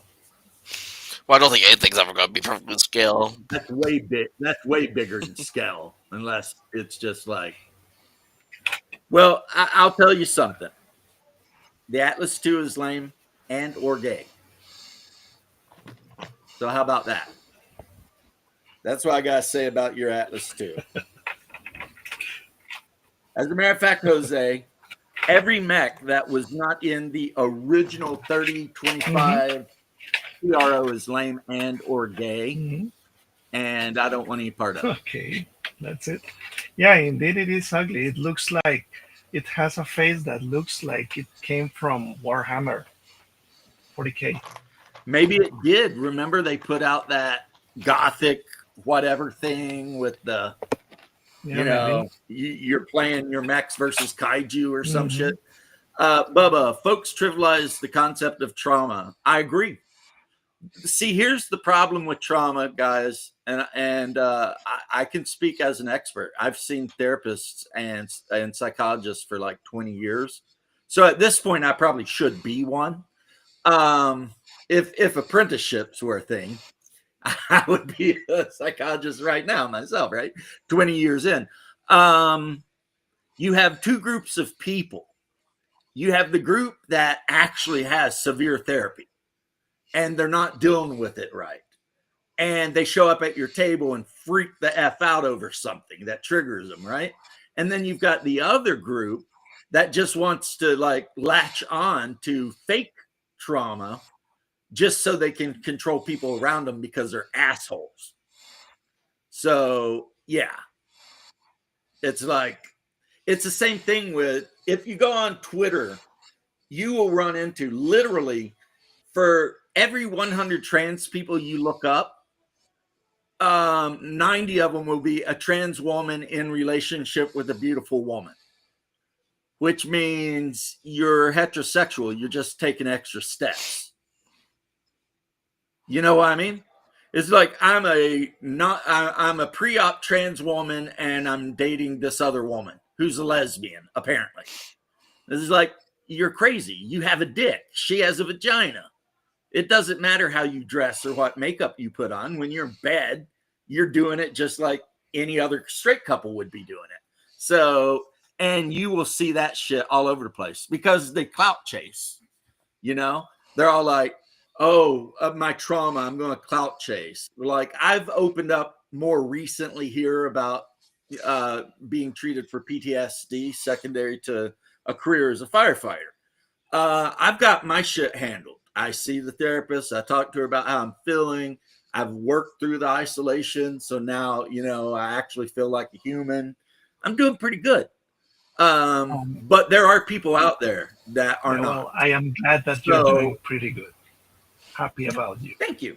So it's like I used to not believe in it. When I worked at the fire department, I did not believe in any of this shit. I thought it was all they were faking or something. They need to toughen up is really what I thought. I was like, listen to this guy crying and shit. He needs to toughen up.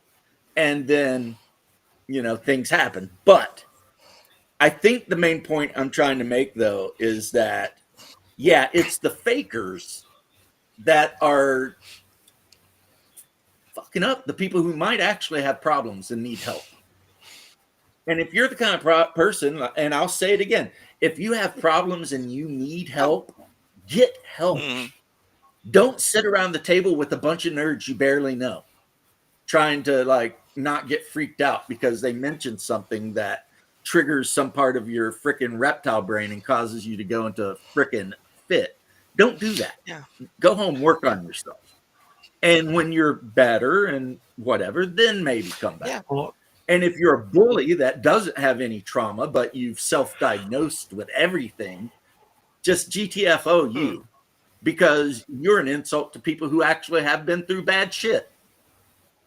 Right? Like if some woman gets struggle cuddled, but you got this other guy faking or a person faking. I mean, what an insult to the woman who actually was abused. You see what I mean? I hate it. I absolutely hate it when people like everyone on Twitter has ADHD and autism. It's like literally 10,000 people on Twitter all have autism. Drives me nuts. Really? Because you could tell I could tell between who's like gone through the official diagnosing process, like I was when I was 4, I was officially diagnosed, to the ones that are just like, oh, I have this stuff, so I must be that. See, I have an autistic nephew, and he's very, very far on the spectrum. Nonverbal. Yeah, I'm in the mid-range of the spectrum. I see these people on Twitter. Yeah, these people on Twitter talking about their autism and shit.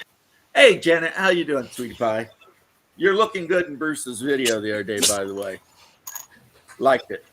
But yeah, it's insulting to people who actually have Yeah. real. Like I was really pissed at when they did the Book of Many Things. Oh jeez. Because with the Yeah, I think the autistic paladin that they did for that book, oh, I was so pissed. I can tell that I am I mean- 100% Jose in the Jose spectrum. right. I was almost expecting your head on a Well, stick I at first when mean- this camera popped open. Besides the self-diagnosis shit, I think there's a little bit of over-diagnosis. I mean, some people might be on the spectrum, but they're so slightly on the spectrum that it just comes out as being slightly eccentric. Mhm.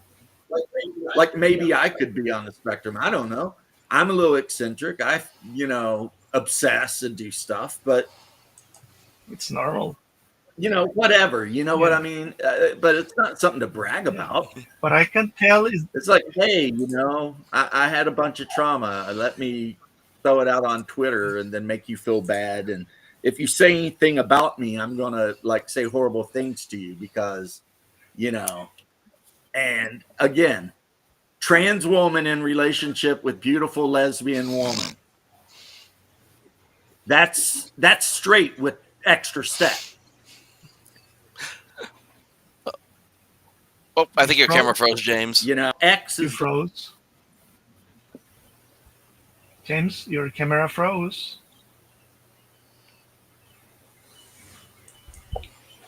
James, are you there? Okay. There you go. There you I'm go. back. Okay, Yeah. good. And you know what pisses me off is that because I was in the medical field, I know for a fact that sexual dysphoria is a real thing that people have, and it can be incredibly horrible for those people. So all of these other idiots pretending, it's like you're not doing any service to the people who actually have issues. You know what I mean? Kind of funny how it froze. Was I pulling a weird face? You were like, that was your face because you were like mid sentence when it froze. Yeah.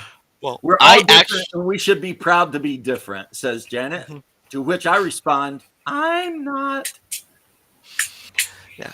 I can tell that I am an expert in my own opinion. Right. In Monty Python, Life of Brian, the guy's like, you are all individuals. And you hear a guy in the very back of the crowd say, I'm not. That's there's a riff track, so in a Mystery Science Theater where in the scene the guy says, "Gentlemen, it appears we're not all in agreement," and Mike pipes up, "I disagree." It's just such a fucking perfect timing, Right. So you're disagreeing about not agreeing. Yeah, everybody's nodding. Like, what? Genius. Now, I don't know. This is actually kind of cool. I think it's a little newt. And she's got a Marine helmet on and she's giving a salute. Affirmative. Affirmative. Yep. Little newt. I gotta go ahead and hop off, gentlemen, because I gotta run an errand and do dinner before I gotta go to bed for work tomorrow. So wanted to come on because I always miss your live streams because I'm always doing something else. So it's always fun to come on here and just chat with you, James. Well, Monday is the one day that I try my best to guarantee that I live stream. At some point between 6 and, every other live stream is entirely just me being impetuous. All right. Well, you gentlemen, you all have a good evening. Good to see you again, Bear. Nice to meet you for the first time, Jose. Hope to see you around a little more often. Oh, Jose, before you started going to school and doing all awesome real life shit, he used to be on all the time. Hanging out. Everyone have a good night. But now he's out there being awesome and shit. Right, Jose? I am so traumatized that I'm studying. I don't know what kind of. Here we go, Jose. Kidding, just kidding, man. Except it was pre-painted by me. Oh, look at that. Yeah. That's awesome. No, Yeah, that's it's the not bounty awesome. hunter. That's Marauder. It's the bounty hunter. Yeah. The character in the story, he's got a moon green marauder. Oh yeah. And he Oh. just goes around freaking taking out. People can hire him to take out a contract on another mech pilot, and he's known for his Marauder, which has had some upgrades. But Yeah, there is a box that has the Marauder cards, and it has 2 cannons, so you can choose. yeah, Is that the one? yeah. Like I gave him the standard AC 5, but I think like the later version he puts like a rapid fire AC on a rack 5 or something. So the rotary gun. Mhm. The But autocannon. that's the 3025 version. And he's got a lance of other guys that work with him Congrats! too. It looks beautiful. Well, I mean, That's mech good. painting is the easiest thing ever for me. I usually do 90% of my mech painting with dry brushing. Like this guy, see, Bear's like, Baltec. This grasshopper is literally, he started out black. He got a zenithal highlight, and then he got a wash of Bad Moon Yellow contrast paint. And then whenever I decide to do it, I'll go back and pick out all of the detail, like the jump drive vents and the mechanisms and stuff. It's a And panther, right? huh? Panther. No, that is a grasshopper, bro. Oh, grasshopper. Oh yeah, I couldn't see the. Oh yeah, it's a grasshopper. Okay. Which is an absolute monster for a 75-ton mech. This is one of the most efficient mechs, and people sleep on him. But I mean, SRM2 and like half a dozen medium lasers and shit like that, and fast and can jump. I mean, Can you hear me? The perfect Yes, I mech can to hear hunt you down lights. perfectly. Can you hear me perfectly? Yeah, Yeah. I can hear you perfectly. Fuck, then that deserves this. Yeah. Oh, look at him. A little laser Floyd for you there. me and Jose were on the same wavelength. That's not doing the bass beat. He's doing the. Well, we need to do like a strong bad too, and throw in like just some weird like The system is down. Yeah. The cheat is grounded. The cheat is We grounded. give you the light switch to turn off and on the lights, not to throw freaky light switch waves. What? It was like a goth industrial band, and in the middle of the song, it had like the quote from Spock. Oh, that's New Order. Yeah, New Order. It's like you hear the Spock quote in it. Pure energy. Pure energy. Yeah, pure energy. Is that New Order or is that Information Society? That's Information I Society. don't know. I know. Pure energy. I want to know what you're thinking. Yeah, that's Information There is Society, isn't it? something on your heart. I Yeah, want to Information know. Society, a badass group. Feeling. Yeah, it's What's on Your Mind, Pure Energy, What's on Information your Society. mind? Yeah, I was wrong. Well, I It's mean, Information. English band from the 80s doing shit. Hey, I could have said Aztec Clock, and we would all have gone, yeah, maybe. That's absolutely a fact, because there are certain things that aren't worth arguing about. Yeah. And I don't really give a shit about proving my superiority of intellect about music. I mean, it's like, I'm like, okay, whatever. I mean, I was in the I orbiter take your word community. for it, I was in the orbiter community, and it is strange to see alpha nerds trying to prove that they are superior in knowledge because they are alpha nerds, and they hated me when I made newbies being able to learn about space navigation, the basics of space navigation, what people would call astrodynamics. That Right. It Well, was these very- are they this hated is me. why that meme exists, Jose. The one that shows the fat nerdy dude pushing his glasses up and it says "actually," because that's a real person. Actually, No, and they wanted not to a feel- platonic solid. Right. I mean, Yeah, we and all they do want- it a little bit, but some people. So do I it was too dating much. this girl, and all of her friends were these French nerds that she liked with, and I went and hung out with them one night. Right. And one of them found out I made web pages. At the time, this had been 2003, something like that. And we're sitting around talking after the game. He's like, so I hear you make your own web pages. I said, yeah. He goes, oh, how do you do them? I said, well, I just, I cheat. I use Dreamweaver because it's easier and it gets it done faster. He goes, oh, I write my own code. And I couldn't help myself. I looked at him and went, yeah, I fucked women. Just bam. Just, and his poor little nerd face collapsed and he was all, and I gotten so much shit from my girlfriend for doing that. But it was just like, fuck off. Like I was trying to be nerd. She like, I'm king nerd. No, that's nice. I talked to him without giving a credit card number. What do you want me to say? I write my own code. That's a weird flex. It was a weird flex. It's like, okay. So why don't you have a job somewhere making a shit ton of money? Well, maybe he did. I don't know, but I guarantee you he never kissed a girl. I guarantee you that for sure. Actually, yeah, there's got to be a little bit of BO and yeah. Actually, I don't have BO. I have a glandular issue. Yeah. I remember one time a while back, I yelled at all of the nerds at the comic shop I usually hang out with because there was this guy that came in and he always smelled bad. So everyone made fun of him. And I pulled him aside. And I mean, he did smell really bad. And I said, look, bro, you need to shower before you come in here and stuff, right? I said, these guys are talking shit to you, whatever. But he just ended up not coming back ever. So then when I went back to the 40K game group, I told him, I said, not one of you wanted to help him. It was like, you're all so busy making fun of the fact that he smelled bad. And you don't know, he might have some like mental issue where, whatever, right? And it's like, but not one of you wanted to talk to him like a man and be like, look, bro, sort yourself out a little bit here. I'm willing to try to help you. Do you need me to buy you some speed stick and stuff like that?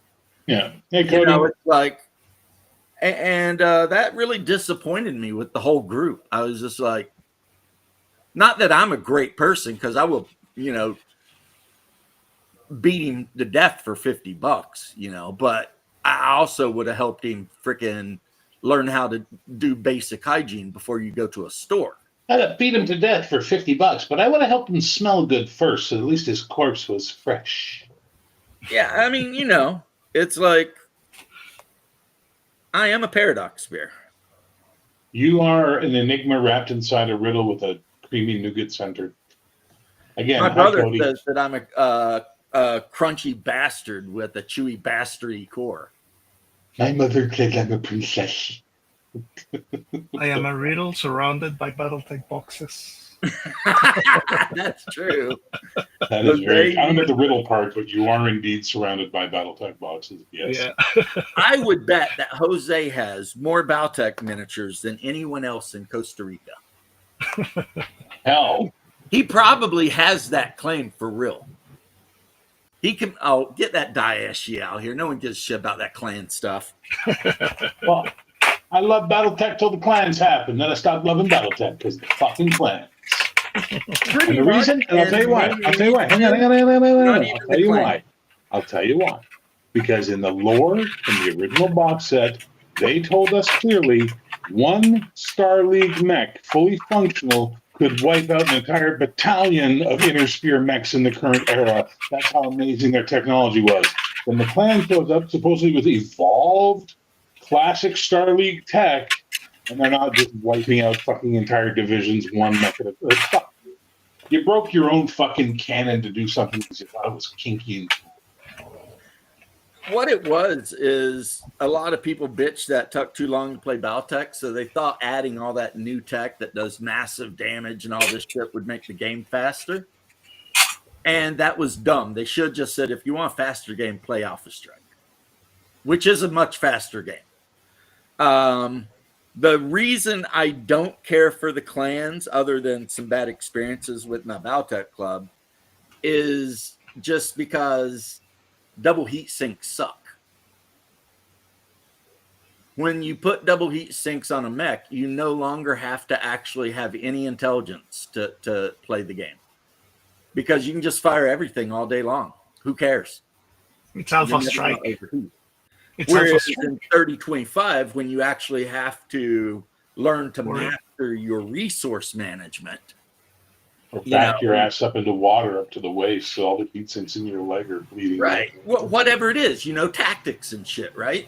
As soon as double heat sinks and shit like Gauss cannons hit the game, the tactics were gone. And it is what it is, man. Yeah. One thing that I must acknowledge is that they make now some nice illustrated books. Now, in reality, I will admit that just some like of the that. clan mechs are absolutely awesome looking. I mean, between you and me, some of them are really cool. Like one of my favorite mechs just to look at is the Uziel. But the problem is that's like a 3050 mech. You know what I mean? So I'm never Yeah. going to use it, but I love it. It looks cool, I like the new designs of the old facet, the stuff they couldn't use because of Harmony Gold. Yeah. They redesigned it. I think that stuff looks amazing now. I think they did a great. This is a Marauder too. Yeah, it's a really nice looking Marauder. Yeah, Marauder. Yeah, I can that's see the the original in Hunter. it, but it's different. Oh, yeah. You know what? Somebody released an STL for Jose. Mm-hmm. The 70-ton great crab or something. Because apparently the company that King made crab. the crab also made the king crab, The king crab. 100-ton and 45-ton or 50-ton, Uh-huh. Yeah. 70-ton. Mm. So, and they're talking about a light crab called the hermit crab. And it's basically like an urban mech. It was mostly used for control in cities and stuff against civilians or whatever. But I'm trying to crunch people. yeah, but if everything works out, then you could literally have an entire lance of mechs that were all crabs. You know what I mean? The vultures, yeah. A lot of the clan mechs are really cool. I like the. No, this is a Battle Master. I like the Stormcrow. No, I was answering Bubba. Oh, yeah, this is a Battle cool Master. mech. That's from Dugram, I think, originally. Yeah, exactly. But I like the Stormcrow or Ryokan, whatever the Inner Sphere called it. Like in the actual. Dude, you got crabs, right? In the actual computer game, when I played Jade Falcon, that was one of my favorite mechs. Merrick. They're doing good work, Jose. We all know they're doing good work, even if they're idiots. That's the thing. Battletech is such a decent setting that you can give that IP to a company full of idiots, and they will still accidentally make decent shit on occasion. Mm-hmm. Isn't that what Catalyst is doing? Wild, isn't that like an absolute definition of Catalyst? Yeah, maybe. Yeah. However, they're not smart enough to make a decent version of Shadowrun. Forget that shit. Every version of Shadowrun that they've been involved in or Tops has been involved in has been an absolute shit show. Like unplayable. TCG's having its usual computer shit. Yeah, I think Crafting Gamer's having computer issues. Happens. This was the faction that I used the most. Camera's inversed. I can't read it. I don't know what it is. Magistracy. The Magistracy of Canopus. The people that cruise around with cat girls and shit. Yeah. It's like a whole political affiliation where it's all lady boys, cat girls, and weird anime guys. Now everything's and they have a great healthcare system. They need to for all that monkeypox and shit they probably got. Sorry, the moment I tried to join my system was like, yeah, here's the middle finger. Yeah, that's what we thought. Because you joined, left, joined. I mean, no one thought, oh, he's mad at us. We're all like, well, I did for a second. I was like, oh, TCG's mad. Battlemaster is a solid mech, but in that weight range, I would take an awesome any day of the week, Bubba. Yeah. Something about just being able to hang back and drop PPCs on somebody's ass all day. Good stuff. Good stuff. And also, you're armored all to shit. So it's like, all right, send it back. I'm good. And I even like the one variant I think Merrick does that replaces one of the PPCs with LRM-15s and a shit ton of ammo. So you've got like 2 PPCs, 2 LRM-15s, a shit ton of ammo. So it's literally you just post that shit anywhere and be like, "Oh, I see you," you know. It's like, and the LRMs you can use for indirect fire. If you got a light mech that can draw a line of sight on somebody, you can just be like indirect fire. Yeah. MLRS, baby. I made a deal with James a while back, and I got a bunch of miniatures. Like, he's very proud. He's very happy with the little pouch I sent him too. But some of those he made me a Viking or whatever style belt pouch with an antler and loop fitting, and you can turn it inside or outside. So it's either got the fur on the outside, which is how I do it, or fur on the inside. So I sent him like a box of miniatures I had laying around. Oh yeah, and I was like, some of them were BattleTech. I was like, what am I doing with BattleTech miniatures? And then I was like, no offense to James, but if I'm going to paint these, I kind of want these under my color, so I went to strip them, and they only strip in little chunks. Like this particular plastic holds on to paint. So it's like, I wonder if there's like a stronger stripper I can use that won't damage the plastic, because that gives me an idea of having like these putting on a all. Than doing a mild stripper, so I can get the chipped look. They look really badass with the chips. Well, if they're resin, you're going to run into a problem because resin miniatures, the paint will literally soak into the resin. Yeah, I have discovered. However, if the paint's not on there like pudding paint, you can just paint over it. Yeah, you can pretty much paint over most miniatures 2 or 3 times before it becomes an issue. Yeah. So that would be my mostly advice strip. to you. Yeah. Well, in the case my of them, I advice would was be don't strip them them, just freaking paint over them. They'll be fine. Yeah. And it'll save yourself a lot of time and trouble. Hello, John Galt. Yeah. See, the big question, guys. Who is John Galt? That's from Atlas Shrugged. Yeah, no, that's a box that is a game that is called Encounters. It is a weird game because it has contracts, it has BattleTech, but it doesn't have mechs. You do not pick mechs. So you have dice, like you're doing shit and no like mechs. So it like as an agent or something like that. It is like it is a push your luck game. So basically, you resolve contracts with dice, not with mechs. So it is a push your luck game. And I'm getting ready to put together the last of Hadley's Hope's heroes, and also one of my top 5 favorites from the group, and that would be Mr. Drake. For those of you who don't know, Drake was the guy that had the really white hair, so he almost looked bald, and he had the big freaking smart gun, and he hung out with Vasquez, and when they took all their ammo, Vasquez held some back and snuck one to him. So he was like, and that way when the aliens attacked and everybody's standing around with no ammo, Vasquez and Drake had ammo for those friggin' LMGs, and I always liked Drake and Vasquez. Yeah, and that was also what caused the systems to go, oh, by the way, we want to self-destruct. Yeah, but Ripley was right in the first place. They should have just nuked the whole place. Yeah, they should have done that to begin with, I'll agree. Yeah, and then everybody wouldn't have died.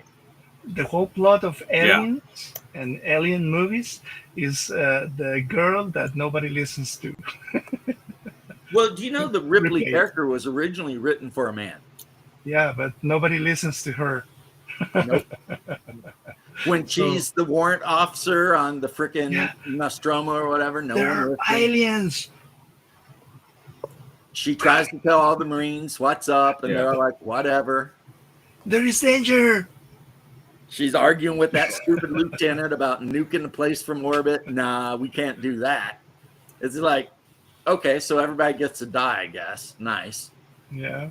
So, I mean, the fact that Drake and Vasquez might have caused the reactor to Yeah. go off, that And was I don't actually know a good thing. I mean, really. I mean, because everybody's dead anyway. Might as well take the aliens out with it, you know? Yeah.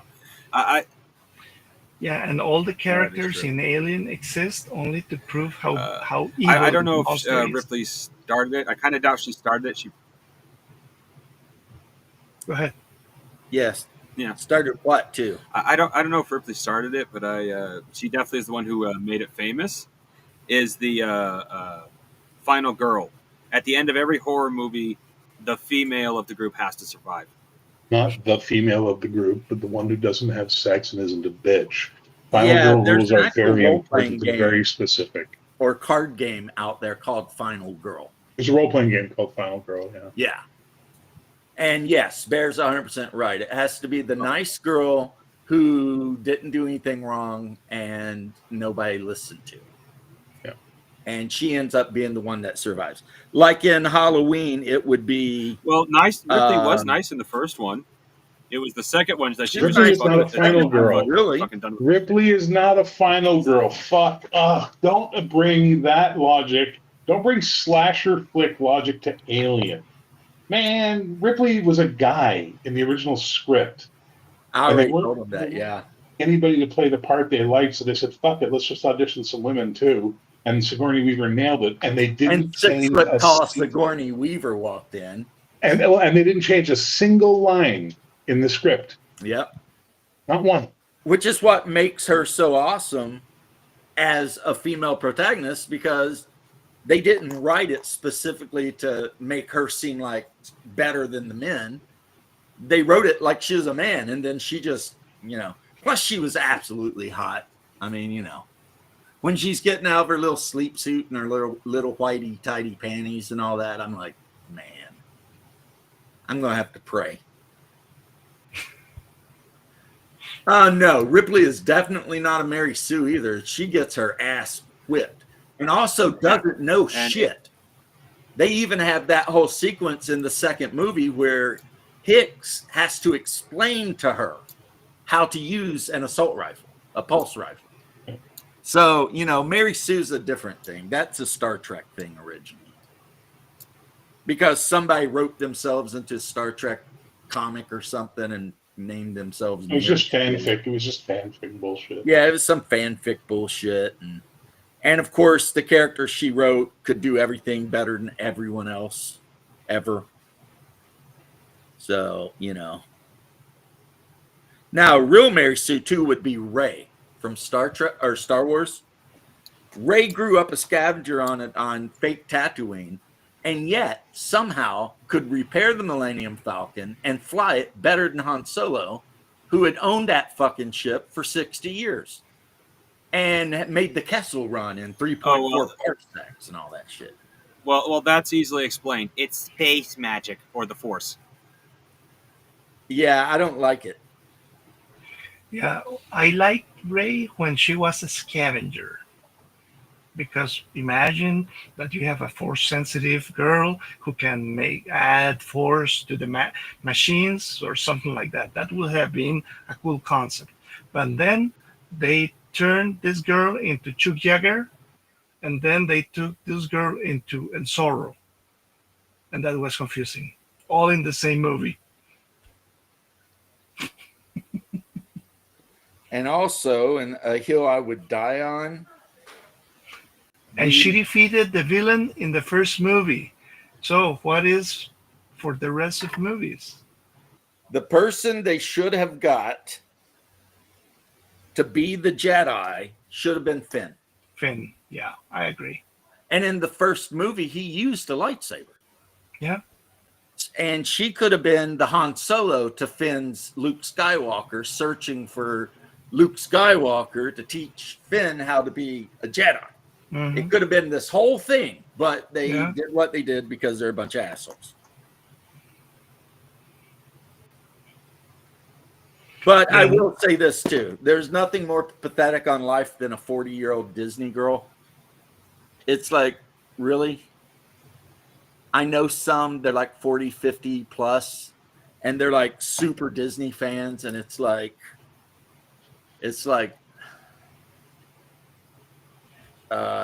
you just never grew up, did you? You know, it's like, I mean, I like Disney stuff, but I'm not a fanatic about it. But there are some people Well, they who didn't are. have to grow up. That's the thing. I mean, I know someone who got a job there just so they could go there for free, like nonstop.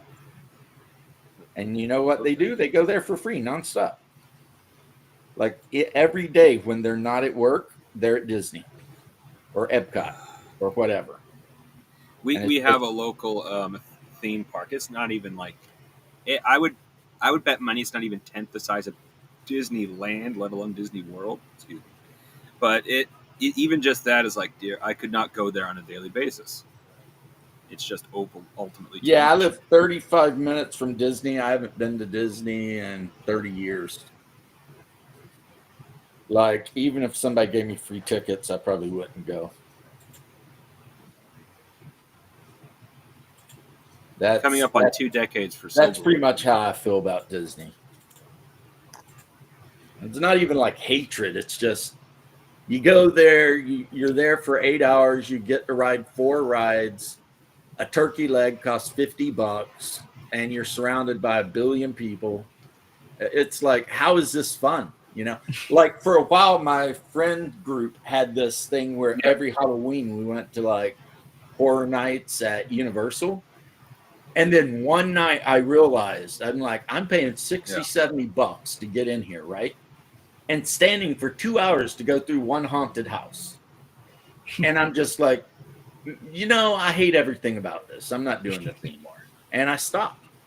Yeah, Because it is I'm just better like, to go to the NASA Visitor Center. actually, my Have you been there? amusement park is Colonial Williamsburg in Virginia.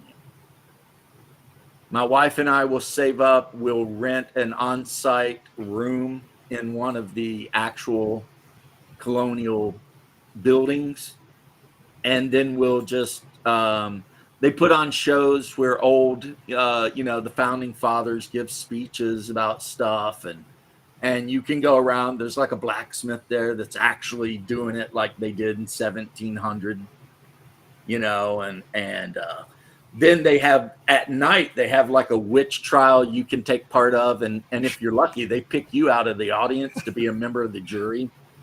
And if you want to spend an extra bit of money, they'll take you out to a gun range and let you fire one of those round best muskets, a couple times here and there and whatever. And then they've got the same tavern Jefferson and his bunch of friends used to drink in. I've ate a Low Country boil, which is kind of neat if you think about it. I mean, America, our history don't go back like, Europe.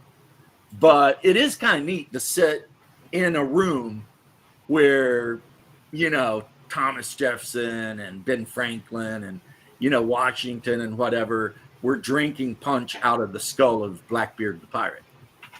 Because apparently that's something they did. After they killed William Teach, they converted his skull into a punch bowl. They really hated him.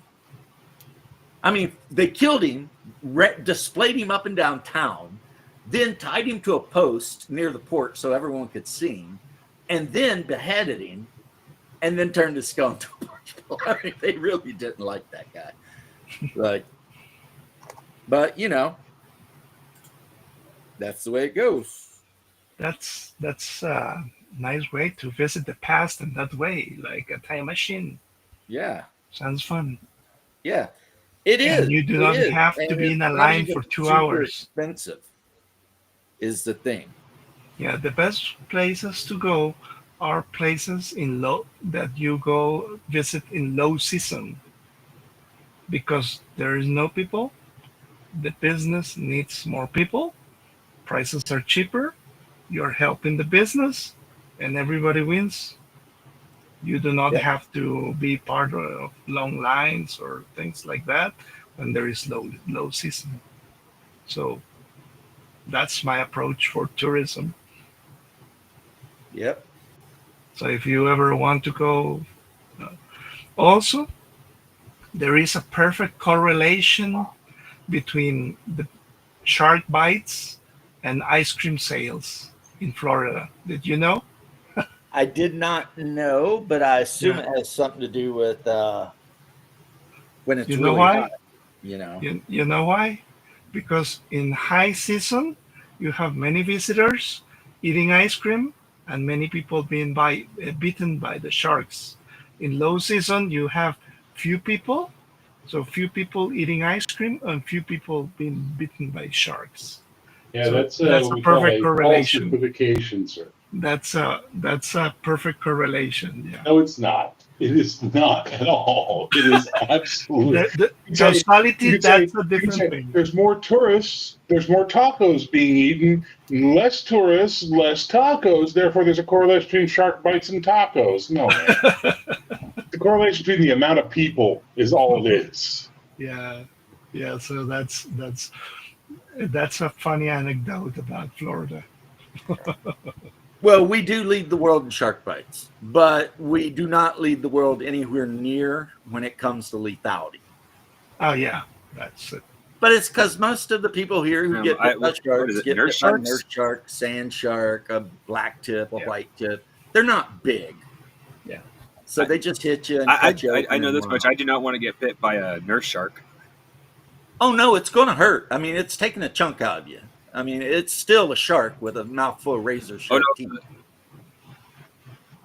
Oh yeah. Well, But the I mean, nurse at shark least isn't it's known for not like taking a great chunks out of you, white. but it's known for being as bad as an alligator and just clamping down on you and not letting go.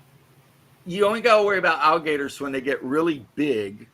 But the Oh no, caveat I'm to saying a that nurse shark is will do if the you're same thing as wandering an through the alligator. swamp, you'll never see them, even if they're really big.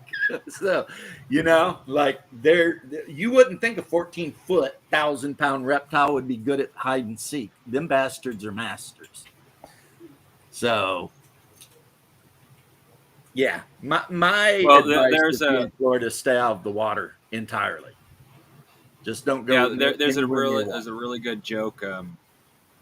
There's a joke that came up with my mother. It's kind of a childish joke, but it's a really good one, as far as I'm concerned. Let's see here. Oh yeah, the other day I seen this huge log in the water. Haven't seen Billy Bob in his boat since either.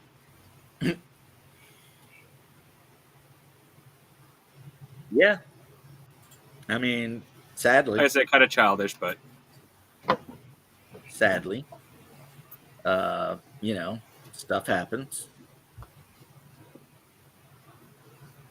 But yeah. yeah,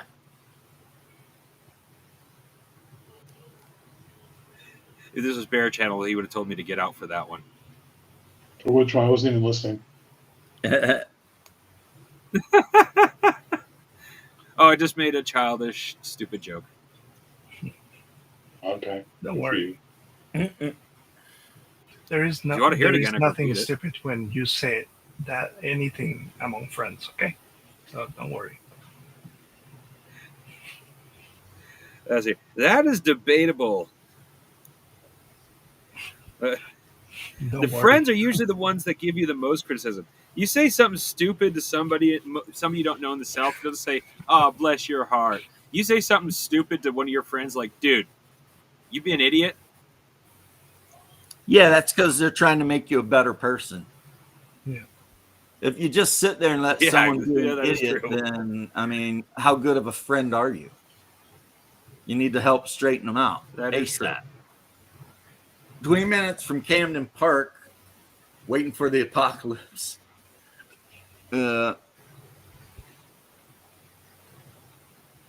Kentucky Kingdom.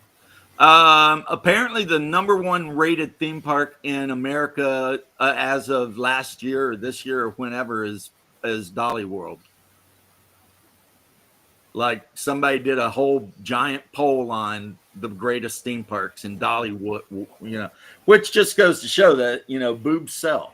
I mean, granted, she's like 90, but, Like this sells. yeah. Evil Lynn, looking out Evelyn, sexy yeah, and shit. Yeah, that's what I'm talking about. that sells. That's how Evil Lynn's supposed to look. Yeah, dropships also sell. That is a cool drop ship. Yeah, that's I will that's admit. an overlord. Yep. I do not have an Overlord dropship. I do, however, Hmm. have the STLs and am probably going to print myself out a couple of Confederate dropships, which are much smaller than that. They can only carry, I think, 4 or 8 mechs. I would love to have a leopard. Oh, the Leopards? Yeah, you used to be able to Leopard. buy them. Yeah, but I haven't seen it yet. Well, I'm here in Costa Rica. It's like a jungle here. Nothing Literally. comes here. It's Literally. like a jungle, literally. Yeah.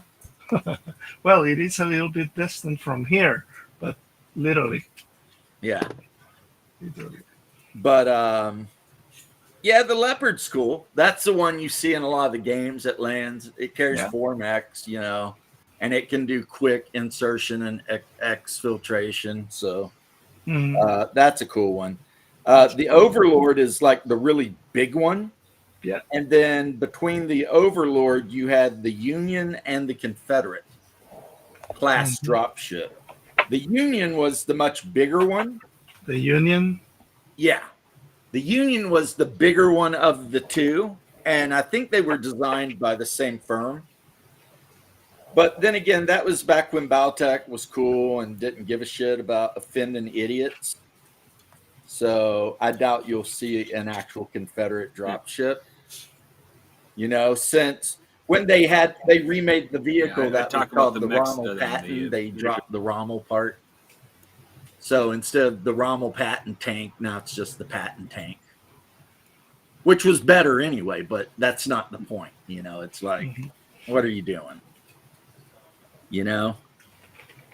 Stop being dumb.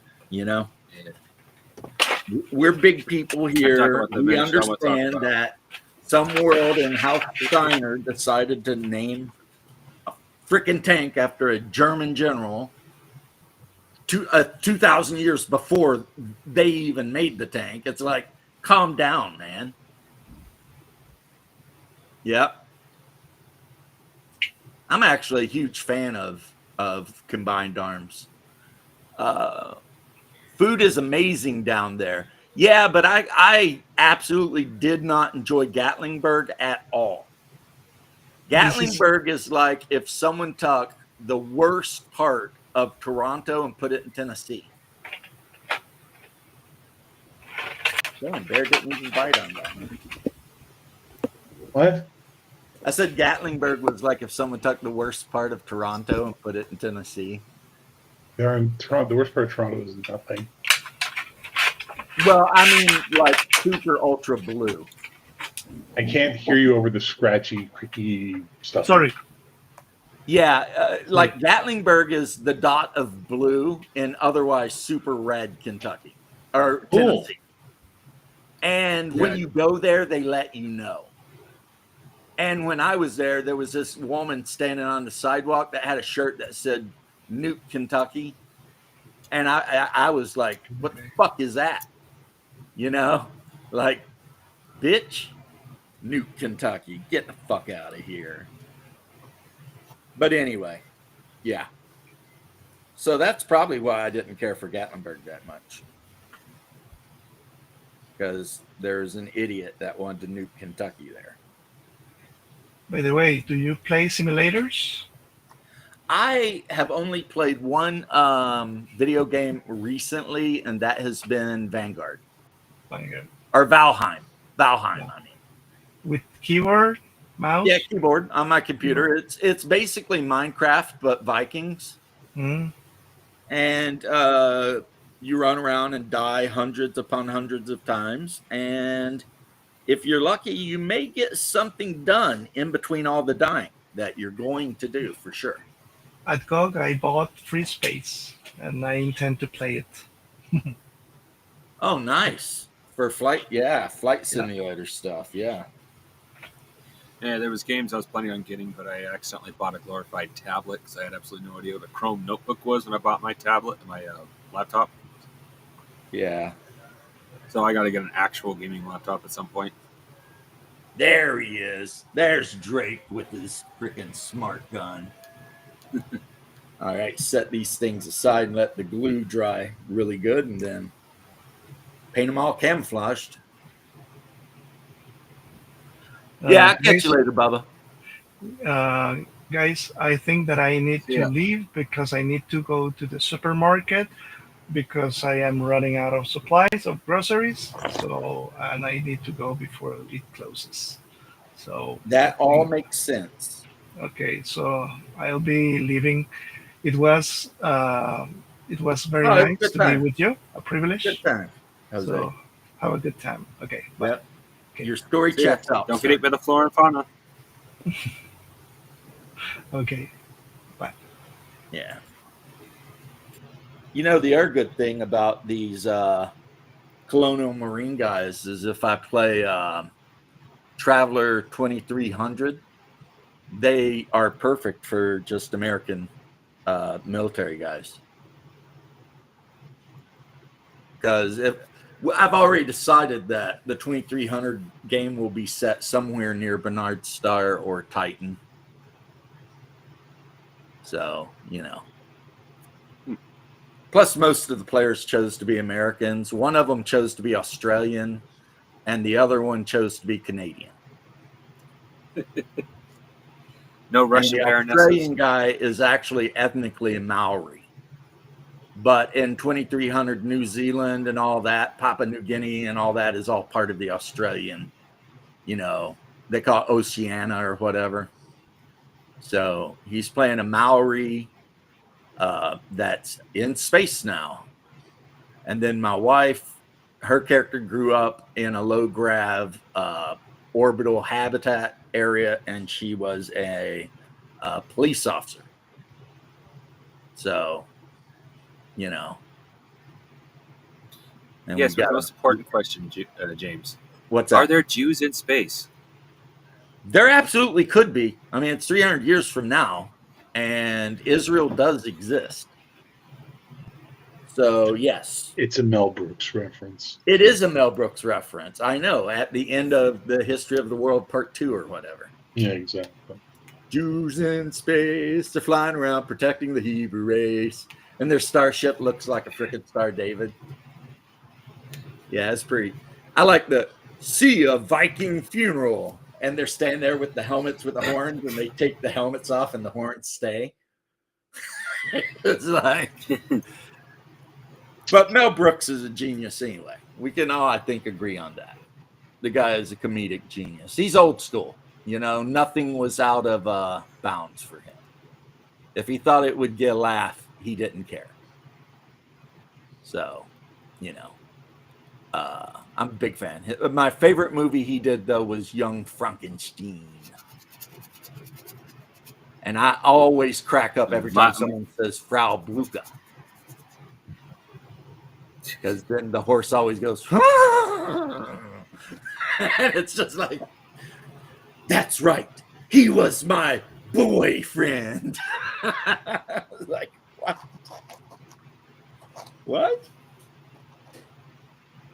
At the end, the Frankenstein monster's listening to the one Jewish lady just go on and on and on. He's just reading the paper.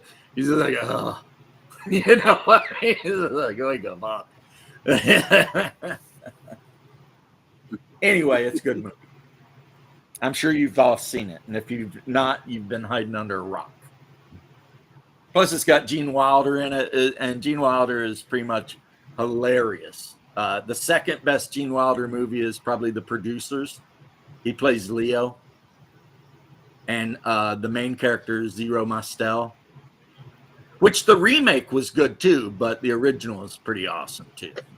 Gentlemen, may I take your coats, your hats, your swastikas, Yeah.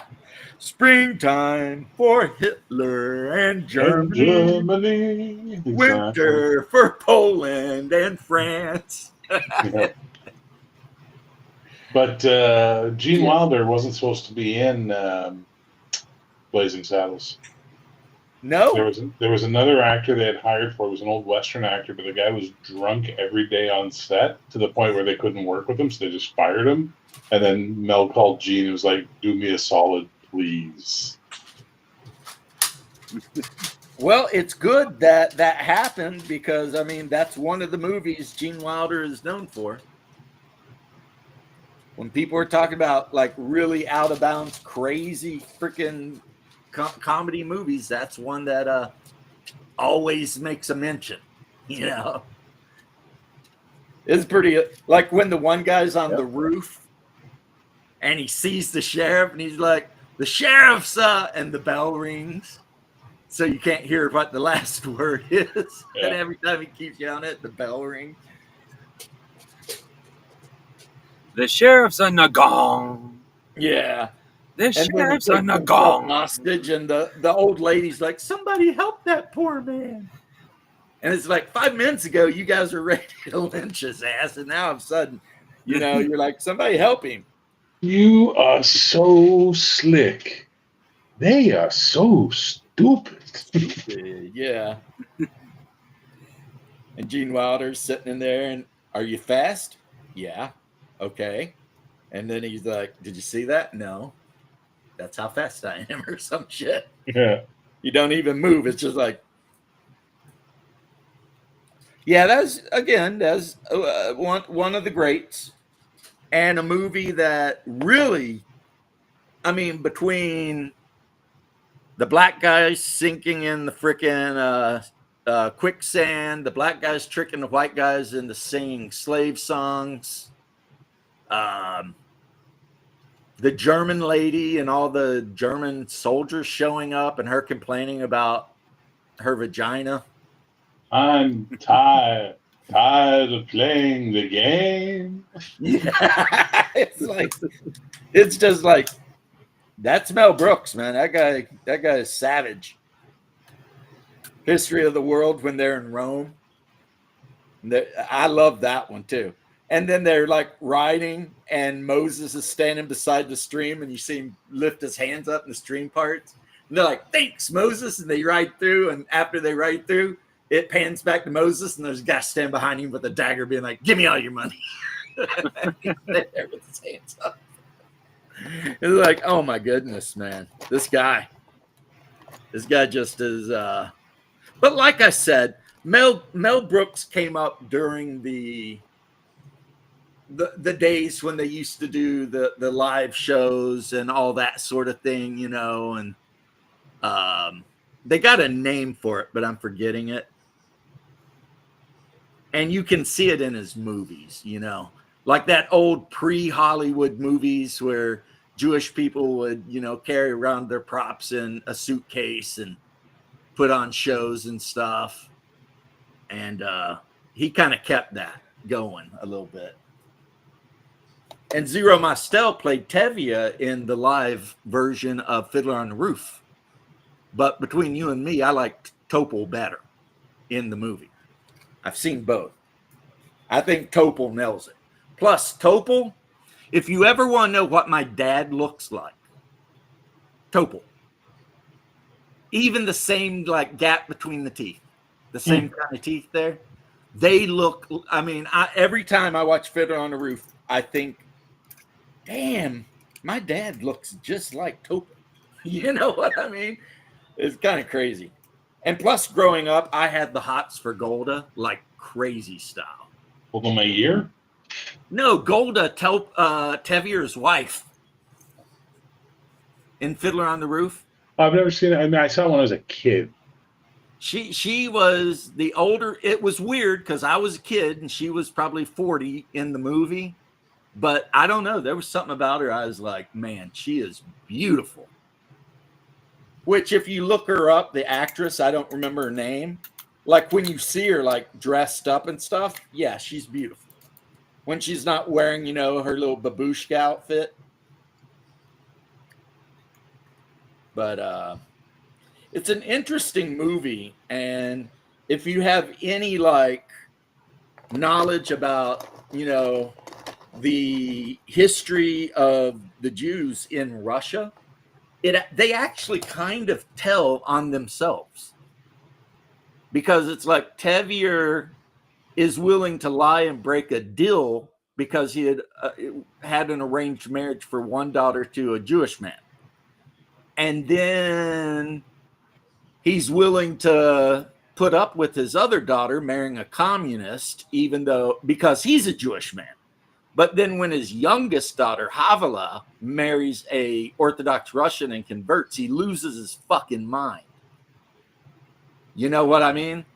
And so it's showing how insular they were, and even in the movie, it talks about, Anatevka, and it shows all the Jewish stuff. And then he's like, and then there are the other people in Anatevka. And it shows the Orthodox priests walking down the street and people bowing, and they're doing, and he's like, we don't mess with them. And so far, they don't mess with us. And then the constable of the town, who of course was Russian, not Jewish, he really liked Tevye. And so it was just a story of an unfortunate situation. But Tevye, where he was an asshole, is when Perchik shows up because he fled St. Petersburg because of the riots, and the Tsar's secret police was looking for him to throw him in prison for being a Leninist. Tevye is like, oh, you're Jewish? Yeah, come on in. Even though Perchik's an atheist, and Tevye was very religious. So it's like, so you're more concerned about the ethnicity than you are the ideology. And I made a post on my YouTube today about that too. It's like these riots in LA, a lot of the people out there are American citizens, but they're showing the world that their loyalty is to their ethno group and not to their citizenship or their nationality. And I think that's very bad. I don't like it. It makes me mad, a little bit. Like when you see somebody waving a Mexican flag in the middle of downtown Orlando, it's like, yeah, that's cool on Cinco de Mayo and shit, but not when you're burning cars down, Well, it's one thing to celebrate your heritage, and it's another to celebrate your heritage over the country you are living in. Yeah, especially since studies have shown that most of these radicals are like second and third generation children of immigrants. Like the actual first generation immigrants are not out there doing this shit, because they came over here and they're like, yay, America. And they got jobs and, worked their asses off and did the right thing. But then their grandchildren are out here fighting the power for Mexico and shit like that. And it's like, what the fuck is wrong with you?